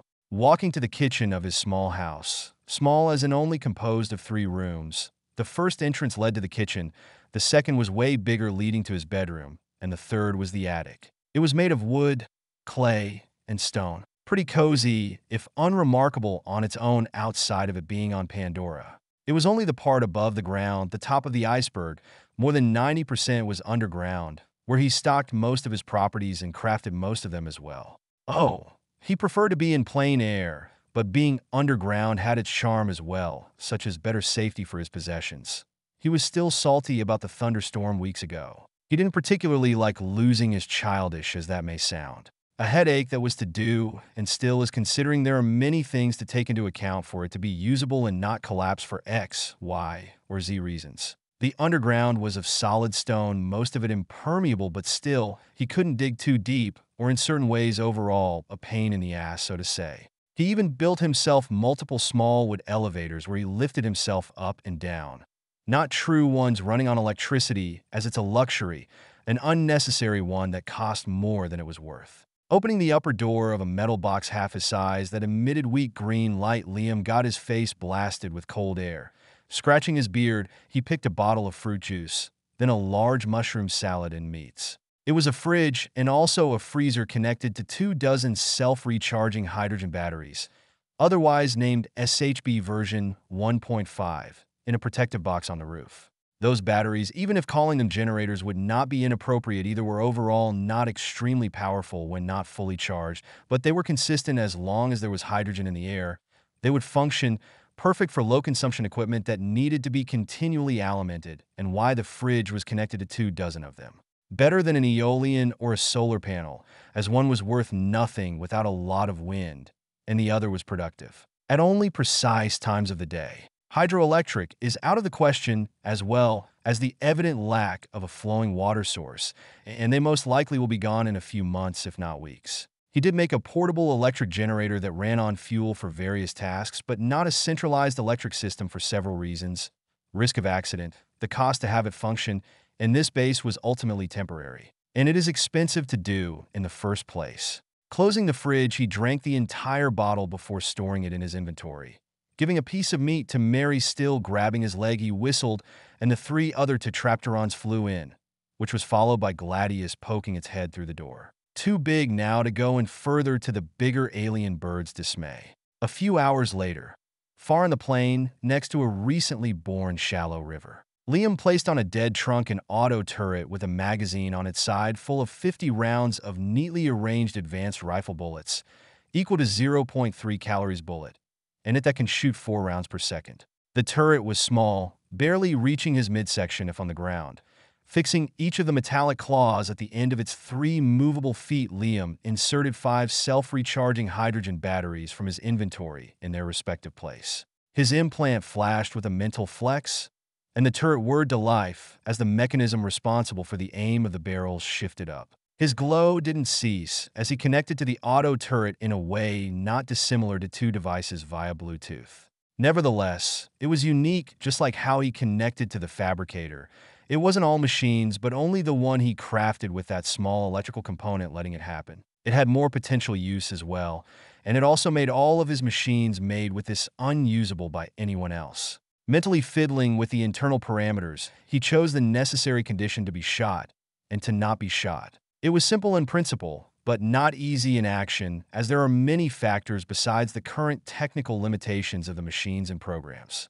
The turret could turn in almost all directions and had 3 hidden cameras that nearly gave it 360 degrees vision for major blind spots, everything directly below itself. Those cameras served as anyone could guess its sense of sight by detecting shifts in temperature and movement, giving that information to the miniaturized computer of the machine. The last one was a simple recording function connecting to a small memory chip that also stored all the turret data and algorithm, and will also be used for image recognition in the future.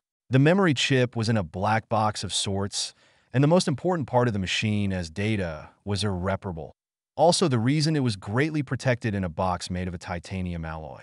With this, the auto turret could detect and shoot what it perceived as a target with exceptional accuracy, not deadly, as it didn't know what vital area to aim at, but put enough bullets and anything is going to die. If it doesn't work, then that means there weren't enough bullets. Simple as that. It was a wonder of technology for what he had on, so something far from perfect, and the learning algorithm within it that will need to learn a lot.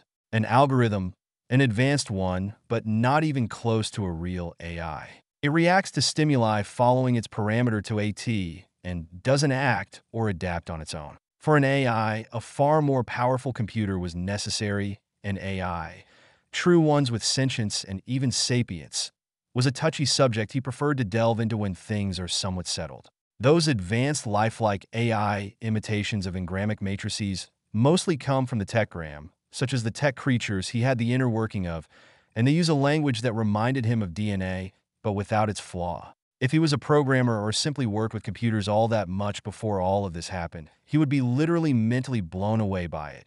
Yet he still understood the sheer adaptability and potential of it to a large degree, but he couldn't truly understand its true nature as trying made him feel headaches. Something that shouldn't be possible with his current understanding of reality. He seriously doubted it was made by humans and for humans. The likely possibility was that it was transhuman in origin, Homo Deus being the sole possibility. A language that also reminded him of those strange scribbling in some of the game's notes, all tech-related ones as well. That potential and adaptability are only truly shown by tech as well. It was a language deeply connected with the element after all, but still replicable to a lesser degree in other machines. And that's what those turrets had, with a bit of binary behind as well. Anyway, a lot of progress needed to be made as the one from the games worked so well, because it was within the ARK where everything was chipped with some form of microchips and overall a well-oiled machine. Most of the time, sometimes, as per usual, it also meant he wasn't limited in number or bound to any rules for them to be modified at his will, such as doing a mounted shoulder turret. But his resources, imagination, and time were limiting factors. He could do everything at the same time, sadly. The future heavy auto turrets won't be limited to advanced rifle bullets. Another aspect it has was a sensor serving as a key part of its system that detected his implant, so he wasn't shot, an emitter sending a particular electromagnetic signal from a device in the form of leg bands that would be put on his tames. The turrets at the moment were incapable of telling them apart from wild animals. Quite the significant problem if he wanted them at his base. First one. From here, nothing seems amiss, Liam said before tossing a stone up in the air. The machine instantly locked at the stone. Low rhythmic bip were heard for 1 second, and then 3 gunshots echoed in rapid succession. 3 bullets flew, of which the first hit their mark, blasting the stone in 2 pieces, and the 2 other bullets continued on their journey to land somewhere, and not hopefully on something or someone. Nodding pleased with this result, he walked 20 or so meters away, put his left palm in a way it faced the grass, and brought out a blood-soaked organ originating from a viper wolf that was comparable to a liver in its function, but also a part of the digestive system from the numerous butchering he did. It fell on the ground, the nauseous smell directly entering his nose and spreading in the air a bait. It was the first of 4 turrets. He was placing them to train the algorithm and test them as well. All will be placed in mapped and fully known areas to not shoot Nausicaa or cause the anger of a herd of big herbivores. After all, those turrets were different than in the game, and preventing any potential malfunction or error was a must when preventable. This was what the next 2 days partly consisted of outside of his normal, very active routine of collecting resources and crafting, as he had tons of other projects he worked simultaneously on, such as a better forge that could melt Pandorium/Anobonite, as he supposed it could be used to replace Black Pearl, and so much more. "What was that?" Liam said coldly with a furrow of his brows. Mary, sitting on his head, cocked its head in curiosity at the blocky, pixelated, and greenish image shown on the small rectangular screen in Liam's right hand, connected to a small titanium box by a thin cable. It was the footage from one of the turret's cameras, the last few minutes of it to be exact. This one was placed not far from where he bloodletted the trees that produced this red silicon-like substance. He was exclusively going over the one when the turret reacted to something entering its range or slash and shot, as he wasn't going to go over nearly 40 hours of footage. His implant glowed slightly brighter, and he commanded the video to move backward, zooming the image of what looked like a smaller version of the helicopter he saw a few weeks ago. His expression hardened, mood switching from curiosity to annoyance, but also increasing worry and a strange feeling of palpitation in his chest. Breathing calmly, he let the record play again. The auto turret hidden below a tree instantly locked onto the drone a second later and rained down hell from below. A salvo of bullets blew its entire left rotor blade to bitterness, instantly causing the flying machine to spin uncontrollably downward as it couldn't hover anymore. It then continued its fall, getting shot 5 more times, causing more damage, such as the destruction of the mounted rifle. Then it disappeared out of view, falling on the leafy crown of a relatively tall tree. No need to panic, chances are it's completely unrelated to me, even if slim, and who am I kidding? It was gunned down by me either way, there will be consequences, he thought, but the gut feeling the drone was here because of him didn't go unnoticed and ignored. You don't ignore those things, particularly here. Switching back to the drone, even with the bad quality, he could see the presence of cameras on it, a pair of thin metallic multipurpose hands, and a small mounted rifle bellow. It wasn't a war machine, that much was obvious from how it was shot down by the auto turret with laughable ease. Its metallic armor was thin and light, and didn't give much if no protection at all against his bullets. Its exact size was unknown, but he estimated around 1 meter in length and 2 in diameter with the rotor blades. It was a Scout or something with a similar purpose. It explained why it was taken down so easily. "Go scout there with Sep-10. Be careful as well. I will prepare and arrive." He didn't even need to command the tetrapteron resting on his head to connect its neural cues with his implant for it to do it. Such was how deep their connection between them and all of his tames as well were. It was an incredible feeling, to put it mildly. Mary, right after getting what it must do, flew toward the window and opened it with trained ease. The tetrapteron then flew towards Sep-10, who was also arriving. The two connected, sharing information about the sacred and very important mission Father just gave them, and how important it was for the two of them to do it to perfection. Disappointing Father was, after all, the gravest of sin, even if they didn't know what it truly meant or was. They simply knew it was bad. My Patreon, if you want to give me money and have chapters 1 have finished in advance. Patreon.com/user?mark_60424165. 28. A Wild Human. Within one of the many laboratories of Hell's Gate, Dr. Grace Augustine was analyzing fresh samples from a recent Avatar expedition where she collected fragments of the deepest root of quite a massive tree. Her face was serious if fatigued, not letting any outward emotion, if a bit of childlike curiosity and excitement, as she increased the rendering of the microscope, if the very advanced machine would be named by its function, at her right, while sipping her favorite alcohol from her mug. Life was excessively more stressful recently, with Quaritch pushing her with her team to find a way to get the Omaticea back in line and do something for the blue monkey to fuck away from the unobtainium. Selfridge on his side didn't help either. In fact, it was him pushing it the most, and it pissed her off on a fundamental level and hurt just as much. And it wasn't even her job. She wanted peace, or at the very least not straight-out hostility, and was working toward this. But she couldn't do much as she was banned from even approaching Hometree, and approaching Nausicaa of the Omaticea would put her avatar at risk. The relationship with the clan and the RDA since the shooting 2 years ago at her school passed from very bad to catastrophically bad. It was born of a conflict where a small group of young hunters, a part of them were student for years, of which one was the clan Oloikton's eldest daughter, were in discord with the RDA mining activities and recklessly decided to set a bulldozer on fire. Giant machines made of several hundreds ton of metals with the sole purpose of terraforming everything in their path. And it escalated into the school where this small group took refuge while she was in the middle of a class with a dozen Gnostics kids.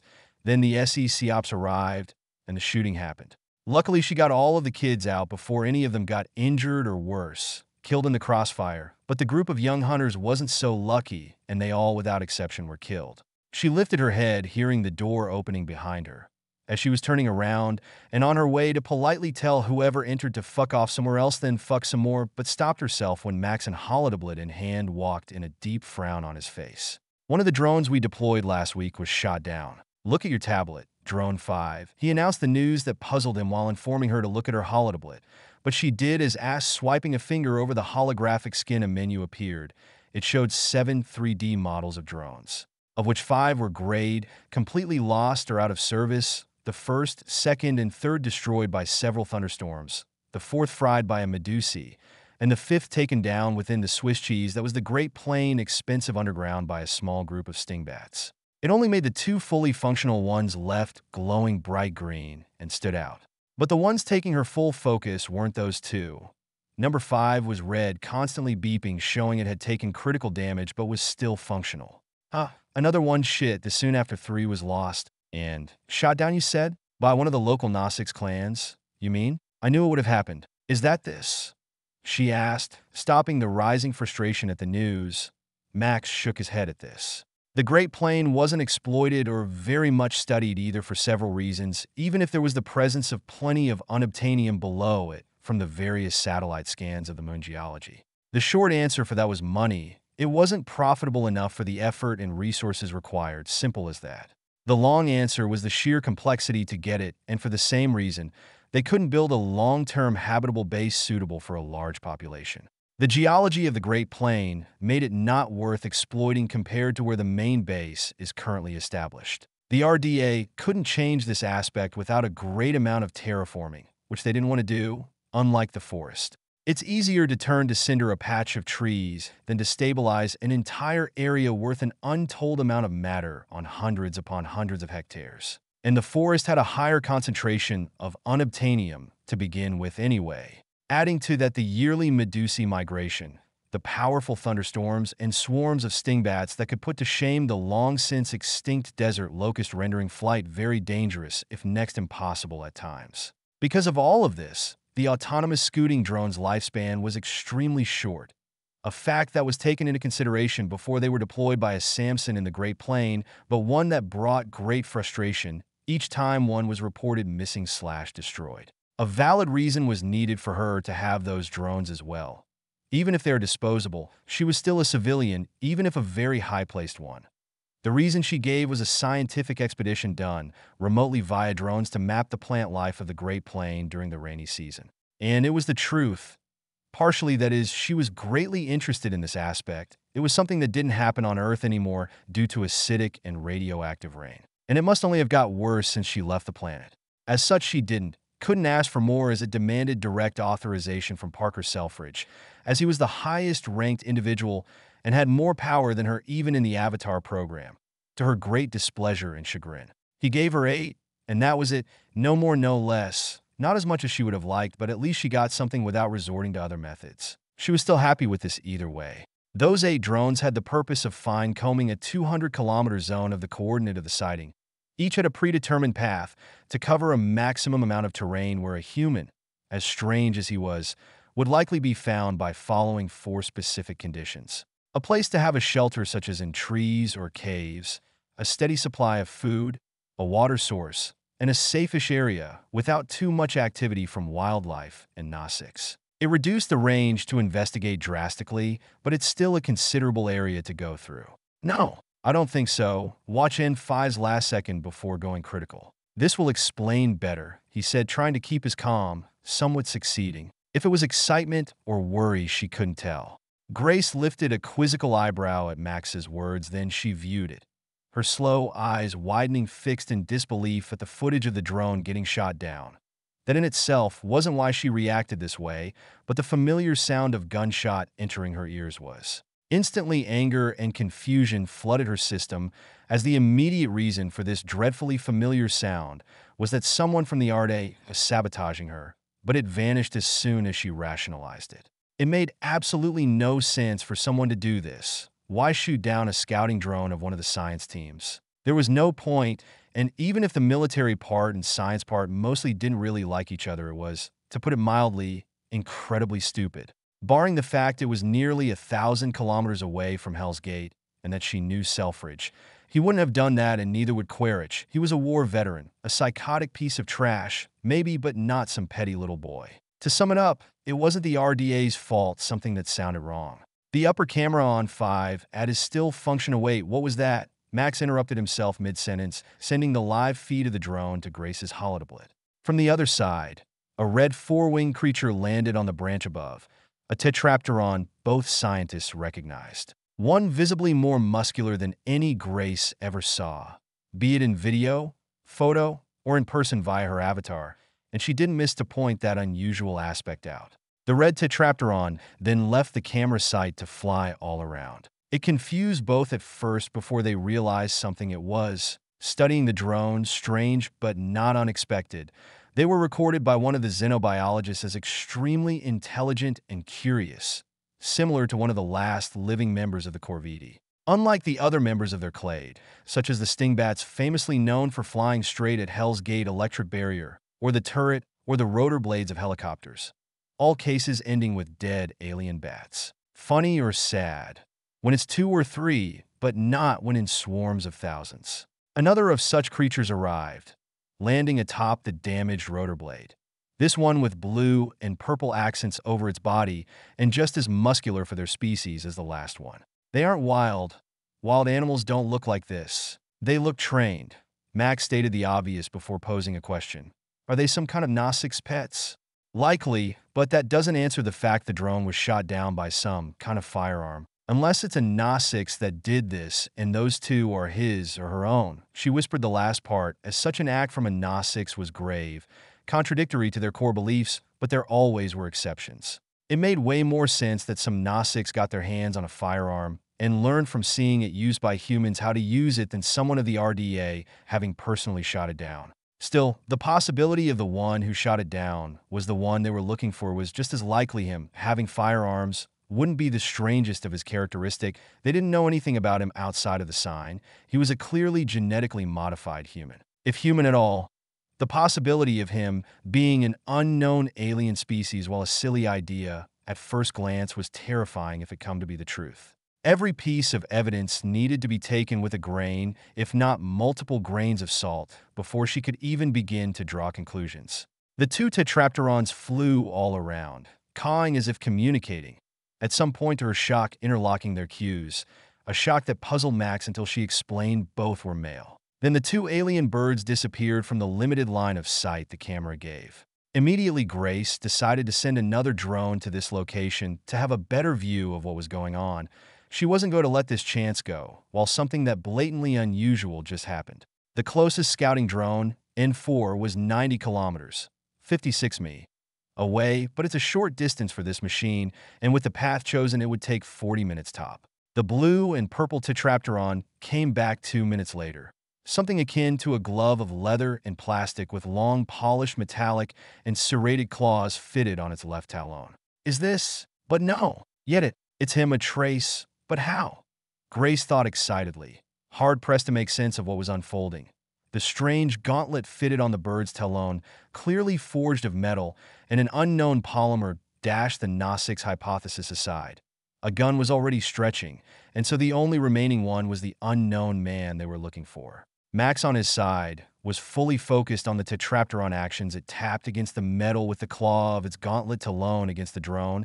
He remarked the separation of one of the metal claws was oddly similar to a metal saw. His mind slowed down to a crawl at that, not wanting to believe what the bird was trying to do until it did it, right in front of the camera, as if taunting him. The metallic cover leading to the drone's internal circuits on the top was cut open. and with it came an audible shriek of the cheap metal that made up the drone's armor being sawed off to be peeled open. It was followed by the bird using this same talon, but with extreme delicateness as it unplugged one cable at a time, each cable leading to one or multiple of the drone system to shut down until nothing remained. Grace, we lost it as well. The bird eviscerated and then disconnected it. Max informed in disbelief, snapping the said woman back to reality, but what he said didn't ruin her mood, it did the opposite. It's him, Max. Those two are his. There is no other way around this. I don't know how, why, when, or what, but it's him. It's the guy we're looking for, and we must be close. Now we just need to manage to establish contact and hope he is friendly. She suddenly spoke with certainty, saying out loud what her colleague thought's too low. Link, patreon.com/user?U=60424165. 29. Teenagers do be teenagers. Liam cautiously approached the tree. Septen, with its multipurpose gauntlet, flew down, landing on his armored shoulder, connecting with his implant and giving information about the last 5 minutes. Fuck, I should have put the turret elsewhere, not like I could have known a fucking drone of all things would fucking fly above and get gunned down. And it's a drone with a 5 printed on it, meaning there are multiple of them. Not that even without this I would have thought there were more than one, he concluded. He wasn't particularly angry, more like resigned and planning on what to do next. The human organization, or a part of it with a name he didn't remember, was looking for something in this plains. If it was him or not didn't matter at this point. Either way, with the presence of drones, traces of his presence, or even himself would have been caught. He was going to have to communicate with them.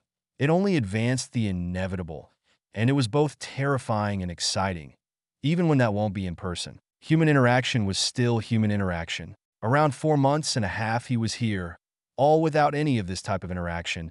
He wasn't naive enough to think what he had planned would have good results, but he had the right to hope it would. And from what he remembered in the movie, there were good and very, very bad humans, very black and white views of things in this movie.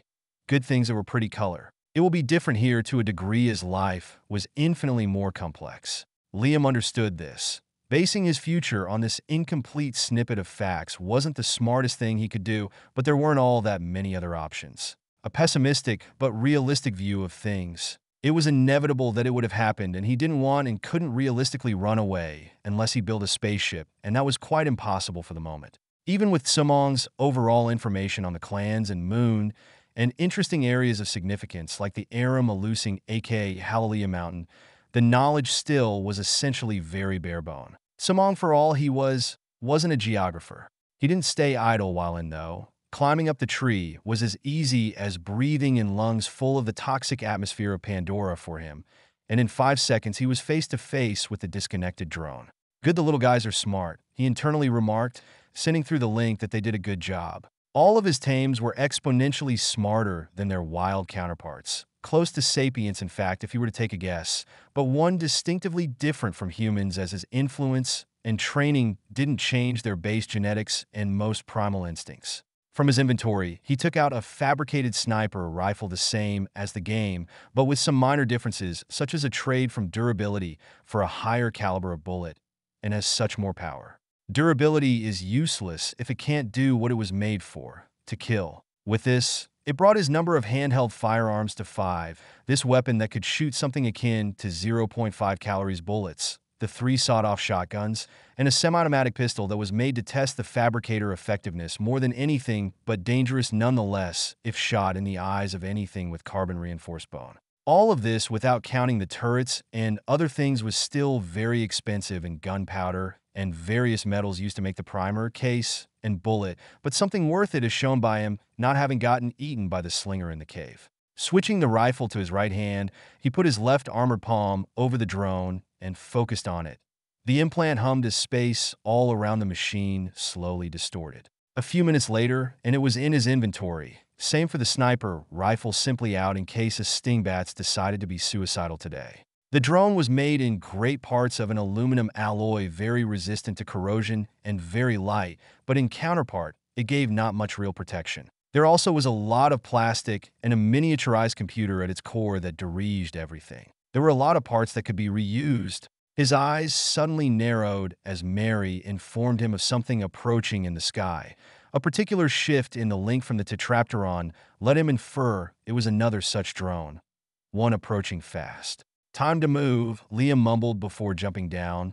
The roughly 7 meters of air that separates him from the ground, not stopping him one bit from doing that. He fell from higher on multiple occasions after all. The feeling of weightlessness was short-lived as he landed on the grass, leaving 2 deep footprints on his boots made of titanium alloy, waterproof treated leather, and polymer. His current garment was of his old armor pant, gauntlet, and helmet, but with a few pieces of his new still-in-progress armor, such as the chest plate. It's a homogeneous mix of riot and flak armor, with the emphasis in mind being on the head, neck, crotch, back, and chest, the last 2 parts with an inbuilt bulletproof vest without limiting speed and mobility. It could take small to the middle end of medium caliber bullets without a problem, and even bigger caliber, depending where it hit, as again limits such as how much it could weigh were set way higher. So he didn't have to compromise resistance for weight.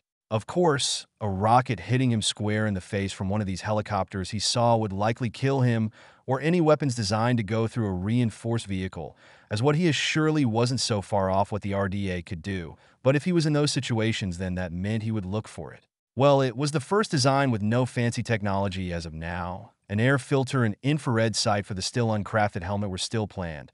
Technically, he could do much more, but it cost way too many resources and for nothing truly worthwhile. He needed more time and resources to create advanced designs of everything for it to work, basing himself off the tech armor techgrams. So no power armor for now, sadly. Looking back at the tree, he thought of something, fetching a dagger out of his inventory. He flipped it before grabbing the handle mid-air and began carving a message in the tree's bark.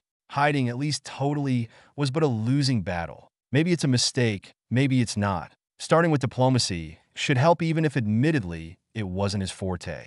A bit more than half an hour later, a drone, with the 4 painted in washed whites below, arrived. Decelerating, it passed from mechanical and perfectly calculated movement to something clearly directed by a human, an inexperienced one by how it wobbled. Only the stabilizing program stops it from crashing on something.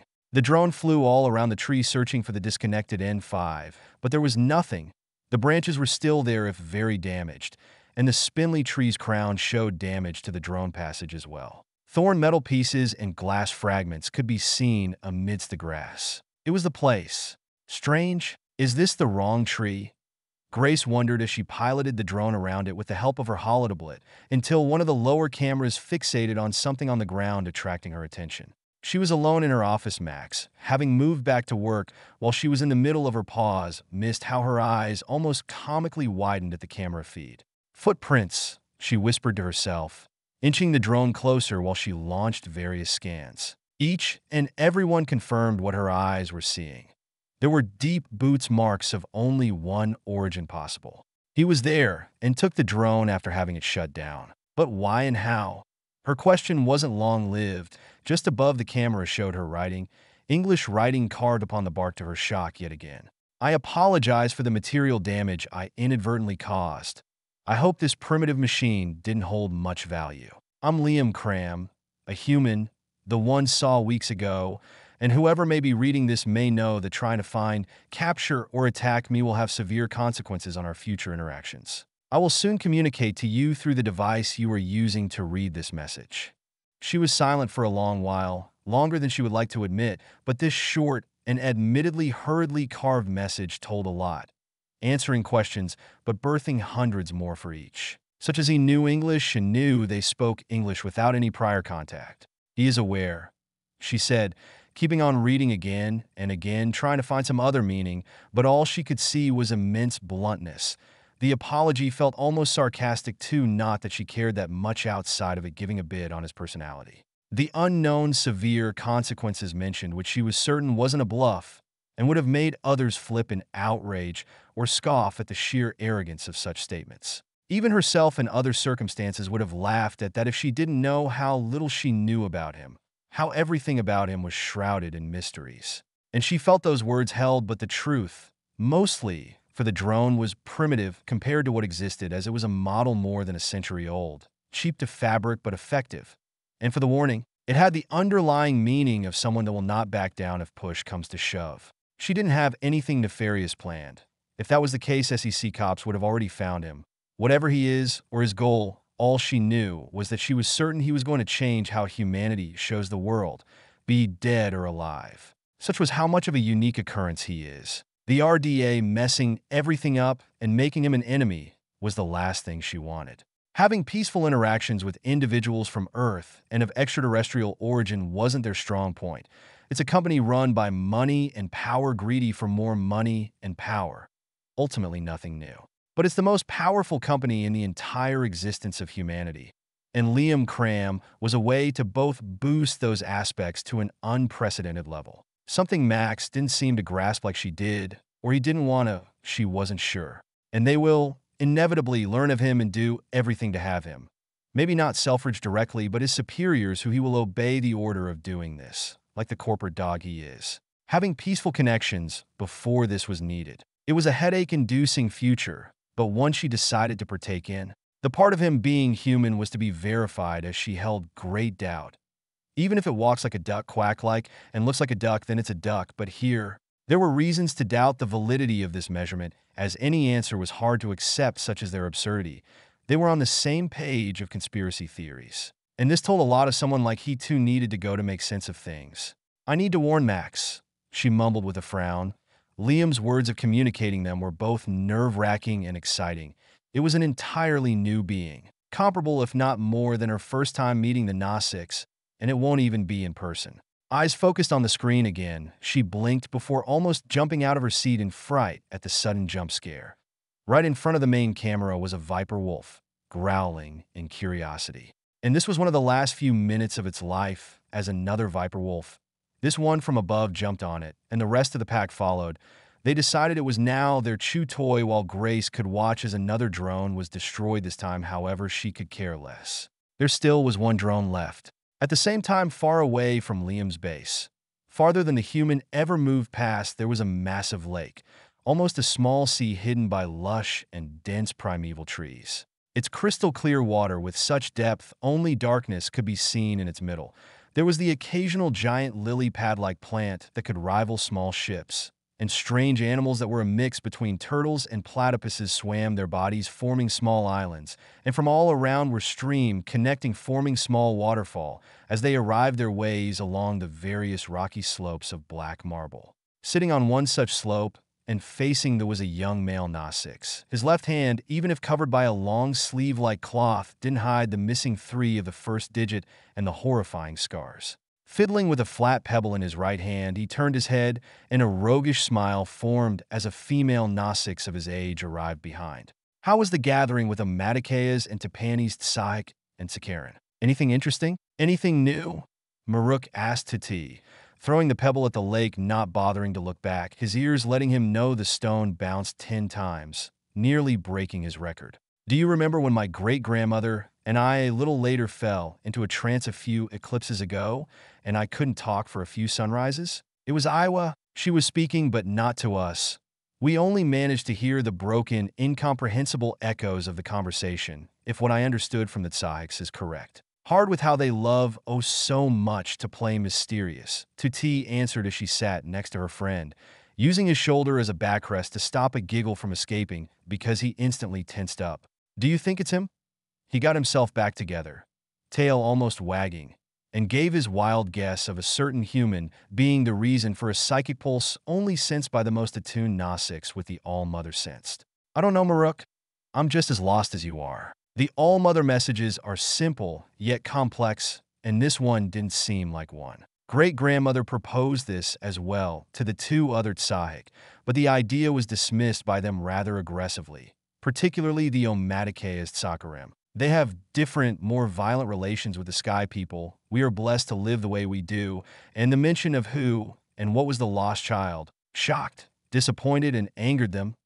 She finished on a confused note, not really understanding how Liam was the reason for such reactions. There was a long silence between the two, the sound of water flowing and wind echoing, until the male teenage Gnostics burst out in righteous outrage. "What? But he saved us. He isn't the same. Who do those they think they are dash." Putting her palm over his mouth, she quoted down his outburst. "I know. Your father and my great-grandmother know, but they don't," Tuti said, understanding how he was feeling as she felt the same. Then a smile found its way on her face, and she proclaimed, "That's why we are going to prove them wrong." "You're right. And from what Dad told me we are going to ride after most of the Fexafalmadusi have made it and the path chosen is close to our Savior house.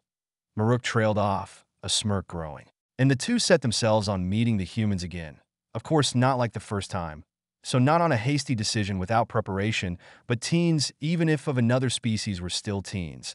And teens weren't known for their great wisdom or sound decision-making capabilities. Even more when fueled with emotions, not forgetting that Nasics had a far wider emotional spectrum and more developed empathetic ability than humans. Both a curse and a boon. My Patreon if you had to give me money and have chapters 1 finished in advance. Patreon.com/user?mark_60424165. 30. FaceTime. Day 142. Liam had been more active than usual since he got his hand on the drone. It was a very important moment for him. One unplanned like many things here, but he wasn't the worst at improvising. He didn't know how he could be this way, stoic and composed in the face of everything. But he didn't complain. Quite the opposite. Having a panic attack, or worse, a mental breakdown, was a death sentence. There was no sight of flying vehicles or drones from either himself or his 4 tetrapterons, which prompted him to believe it wasn't the military part of the human organization. It was official he existed and dozens of searching teams would have come and found him immediately. Satellites were present. He knew because he could see them with his naked eyes in the sky. They looked like little metal shiny dots among the stars and constellations. And these shiny dots from humanity that can do space travel won't have any problem scanning a little patch of grass in its every minute detail. Either way, it was to his immense relief, as even if it was the good guy part of the organization, he wasn't going to be a good little alien and let himself be taken and manhandled to be studied like a lab rat or worse. Evidently, learning more about this body was a must, but that equal letting himself be violated. In the first place, he reckoned a baby had more chance of winning a first fight against an adult than an adult against him in the same circumstance. He didn't know much about fighting. He is a cook-transformed superhuman polymath engineer, but he still knew weight played a pivotal role, as anyone with 2 brain cells would. He was stronger than he looked, a scary thought, as he knew he didn't look like the weakest of guys in the first place, and he was also way heavier. On average, he used half of his inventory. Even if half of the said weight was negated, the rest of the weight didn't vanish. It was equally distributed all over his body. He punched hard and fast, technique or not. It wasn't rocket science. A more apt example would be warping technology. Taking the drone apart and modifying its core component was a walk in the park. Parts of it were quite advanced, like the microchips that were its computer, which didn't hold any data, but the base programming of the machine that had the command of sending every data it got constantly. The integrated lithium battery connected to internal extremely effective solar panels that could be folded in and out was also fascinating if effective, but had the merit of being mostly heat-free. But it was clear as the day it was made being cheap and easy to produce in mind. Anyway, most of this didn't matter, as what interested him was the radio transmitter and everything related to it. The frequency of the radio signal used was the most important aspect. The rest of the drone was worthless outside of being recyclable, and it also gave him ideas to do similar devices. However, not this type of big, ugly, clunky piece of tinfoil serves as a drone. He got the name of the company Resource Development Administration as well, or RDA for short, from several of the components as well. A name that didn't scream danger at all. He also didn't fiddle with the drone without a minimum of precautions that in big part consisted of a copper box that itself was in a bigger copper box, all of it 20 meters underground. It's the deepest part of his base. All of these precautions were just to be sure if it were to send signals while he did tests, none would slip out thereby, putting a red flag to where he was. The signal should be strong and clear enough here, Liam mumbled while lighting the modified remains of the drone. The drone had a camera and a microphone. What it lacked was a screen and a speaker. He essentially transformed a military scouting drone into a phone. He was sitting on a smooth stone, his back facing the void of a cliff that led straight toward the sea, 100 meters down, where jagged rocks were gently washed by the calm wave of the sea. It was a picturesque place, something abundant on this moon. This place wasn't chosen because of this view, well, partially because, but mostly because it's high, far from his base, and there wasn't any pandorium/unobtainium in the ground. This was an important detail. It didn't take much of a genius to realize that the super metal, capable of strange, partially breaking regular laws of physics with its magnetic feats, might disturb radio waves to an unknown degree. He was wearing comfortable clothes made of interwoven plant fiber threads and treated leather, a plain brown pair of pants, and a gray short-sleeved shirt that was half open and overall didn't hide much of his developed musculature. Not that it was easy to do unless he wore extremely baggy clothes. And why would he? Every bit of joy, even if slightly narcissistic in origin, was to be taken in this beautifully dangerous hellhole of a moon. He also wore fingerless gloves that extended into bandages put in a way that his implant was hidden. Maybe not the most useful act, as again it will be discovered Sumong, Iwa, and the two kids and their clan knew of it. But it cost nothing to hide it and avoided potential questions. No armor of any kind as well. It was completely unneeded, ridiculous at best, with the only purpose being to be intimidating, something stupid to do through a video call. And his current best armor was almost done, and something that didn't need to be disclosed until necessary as well. Other than that, he slightly trimmed his beard for something less cavemanish and braided his shoulder-length hair into a Viking-style braid. Nothing differing much from how he usually was, but a little more care was put in, as if he was going to a job interview or video calls he got familiar with during a certain pandemic. He still looked wild, but that was more on how his facial features were. Let's say not the softest as far as he could tell, but still better than looking like a caveman that didn't know basic hygiene. Liam, with a deep feeling of trepidation, pushed a button of the drone-transformed phone, turning it on. No connection to his implant was made. He didn't know what machines they have, and his distinct signal from his implant, even if technically not in the electromagnetic spectrum, might still be traceable by them. It's not because their drones and helicopters were far too old-fashioned for a spacefaring species that everything will be the same. No chance was taken, and there was no way for him to turn his implant off unless he killed himself anyway. Placing the phone on a tripod, he shifted the camera for it to face him. His attention switched to a small blocky screen attached to the side and waited for it to turn from a blank gray screen to a low-quality live video of whoever he was going to talk to if the device on the other side let it happen.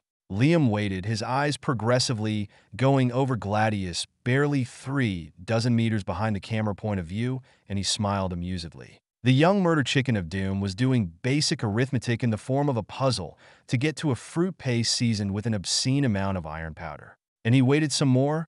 Oxygen landed right in front of him with what looked like a coconut, but with long spines in its claw. Then the 3 others arrived, waiting. Blinking, he understood what the 4 tetrapterons wanted and grabbed the dry fruit by the stem. He placed it on the ground and put pressure on the top with his thumb. The result were instant as it split into 5 clean pieces filled with a deep blue flesh that smelled like raw acacia honey. A few minutes later, a green light blinked over the phone, signifying a connection was established, and Liam, who was hunched over scratching the back of Orion's head, noticed that, but he waited a bit more to be sure it wasn't an error. Fucking finally! I knew it would be long, but it was nearly 5 hours. Did they miss my message? He thought, eyes slightly narrowing, heart beating increasingly faster, his sudden shift in mood not going unnoticed by any of his tames. Gladius, in the middle of a midday sunbath, woke up, and the tetrapterons tensed up. Grabbing the red cap over the camera lens that blocked every visual input, he spoke in English, his voice deep and composed.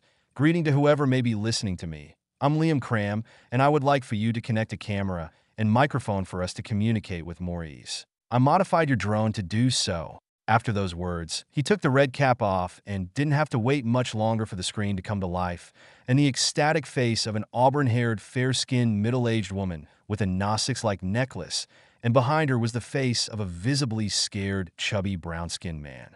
She seems familiar. Wasn't she an important character? And one of the good ones, I think. And I don't recall this guy, Liam thought, frowning slightly as he vaguely remembered her appearance. A feeling of relief at this washed over him, as it confirmed his earlier guesses, and both didn't seem the military leader kind either. He didn't let his guard down, however. I can't hear you. Your microphone isn't connected, or on, or you are muted, he said blankly, not hiding his amusement. The woman was excitedly moving her lips, which meant she was speaking, but suddenly stopped at his words. Embarrassed, she nearly face-palmed herself. The one behind did, however, fully face-palm. Instantly, the tense mood from the other side of the screen deflated. Not planned by Liam, but a positive outcome nonetheless. Clearly, even in the future FaceTime, calls were seemingly still too arduous of a task to do without any hitches. At least they weren't any filter here. Greetings to you as well. I'm immensely glad to finally be able to communicate with you. I'm Grace Augustine, a xenobotanist, and the man behind me is Max Patel, a psychoneurologist. Who or what are you? How are you here? Are there any others like you? How did you manage to train tetrapterons? The newly named Grace Augustine asked, bombarding him with questions in a way a child in a candy store would, but all said calmly with seriousness. A strange sight from someone who was a scientist, likely a high-placed one at that, and slightly perturbed as he felt like a new, interesting subject that needed to be studied, which in all honesty he was, but that didn't equal to him like that, or letting it happen on their terms. He needed to remind himself to be diplomatic. Calm down, Dr. Grace Augustine, he said, stopping himself from adding a the fuck before the down and continuing on with an even voice that didn't accept no as an answer. He proposed, spreading his arms slightly.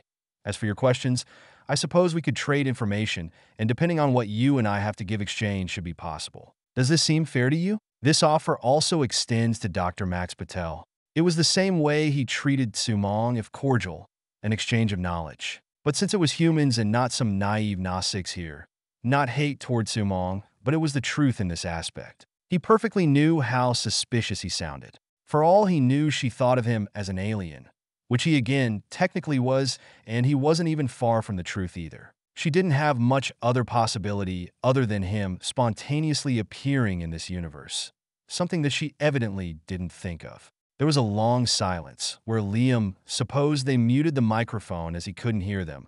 Then the sound came back. Grace spoke again, this composed. I excuse myself for my earlier behavior. My friend, and I accept your proposal. Good to hear that we are on the same pages. Glad to be able to communicate with sane and reasonable. Let's first place some ground rules. No action in any way done to harm me or what is mine. No telling others of my existence unless given my accord. No lying and other such commodity civilized individuals won't do to one another. Liam started right after. Nothing outrageous. As long as you didn't mess with him or did something he didn't like, he was overall a pretty chill dude. Fair enough, Mr. Cram. Always a pleasure to have someone rational and reasonable in these fucking insane world. She said, not so eloquently. And no one but us two of the RDA knows of your existence. We don't want chaos or endless violence born out of greed about your existence. We want to communicate with you in a peaceful manner and simply learn, she continued. Sounding confident in her statements, Liam felt she was truthful in all of them, but her truth wasn't the absolute truth. I held doubt on the RDA part, with only you two being in the know about me, Liam internally remarked, but he knew it was mostly his paranoia speaking, but he still listened to it. If there were others, they weren't high-placed, and likely from the helicopter that was carrying an unconscious great ostropede, but better being aware of the possibility than not. I can work with that, and you can drop the mister, Liam said. An almost roguish smile forming, he was greatly pleased and even more relieved with the turn of events. Bad luck and gambling sometimes brought positive results. Well, maybe not rejoice after all. Don't sell the skin till you have caught the bear, his grandfather would have said, but from this little conversation, it seemed good. My Patreon if you need to give me money and have chapters one have finished in advance. Patreon.com/user_you =60424165.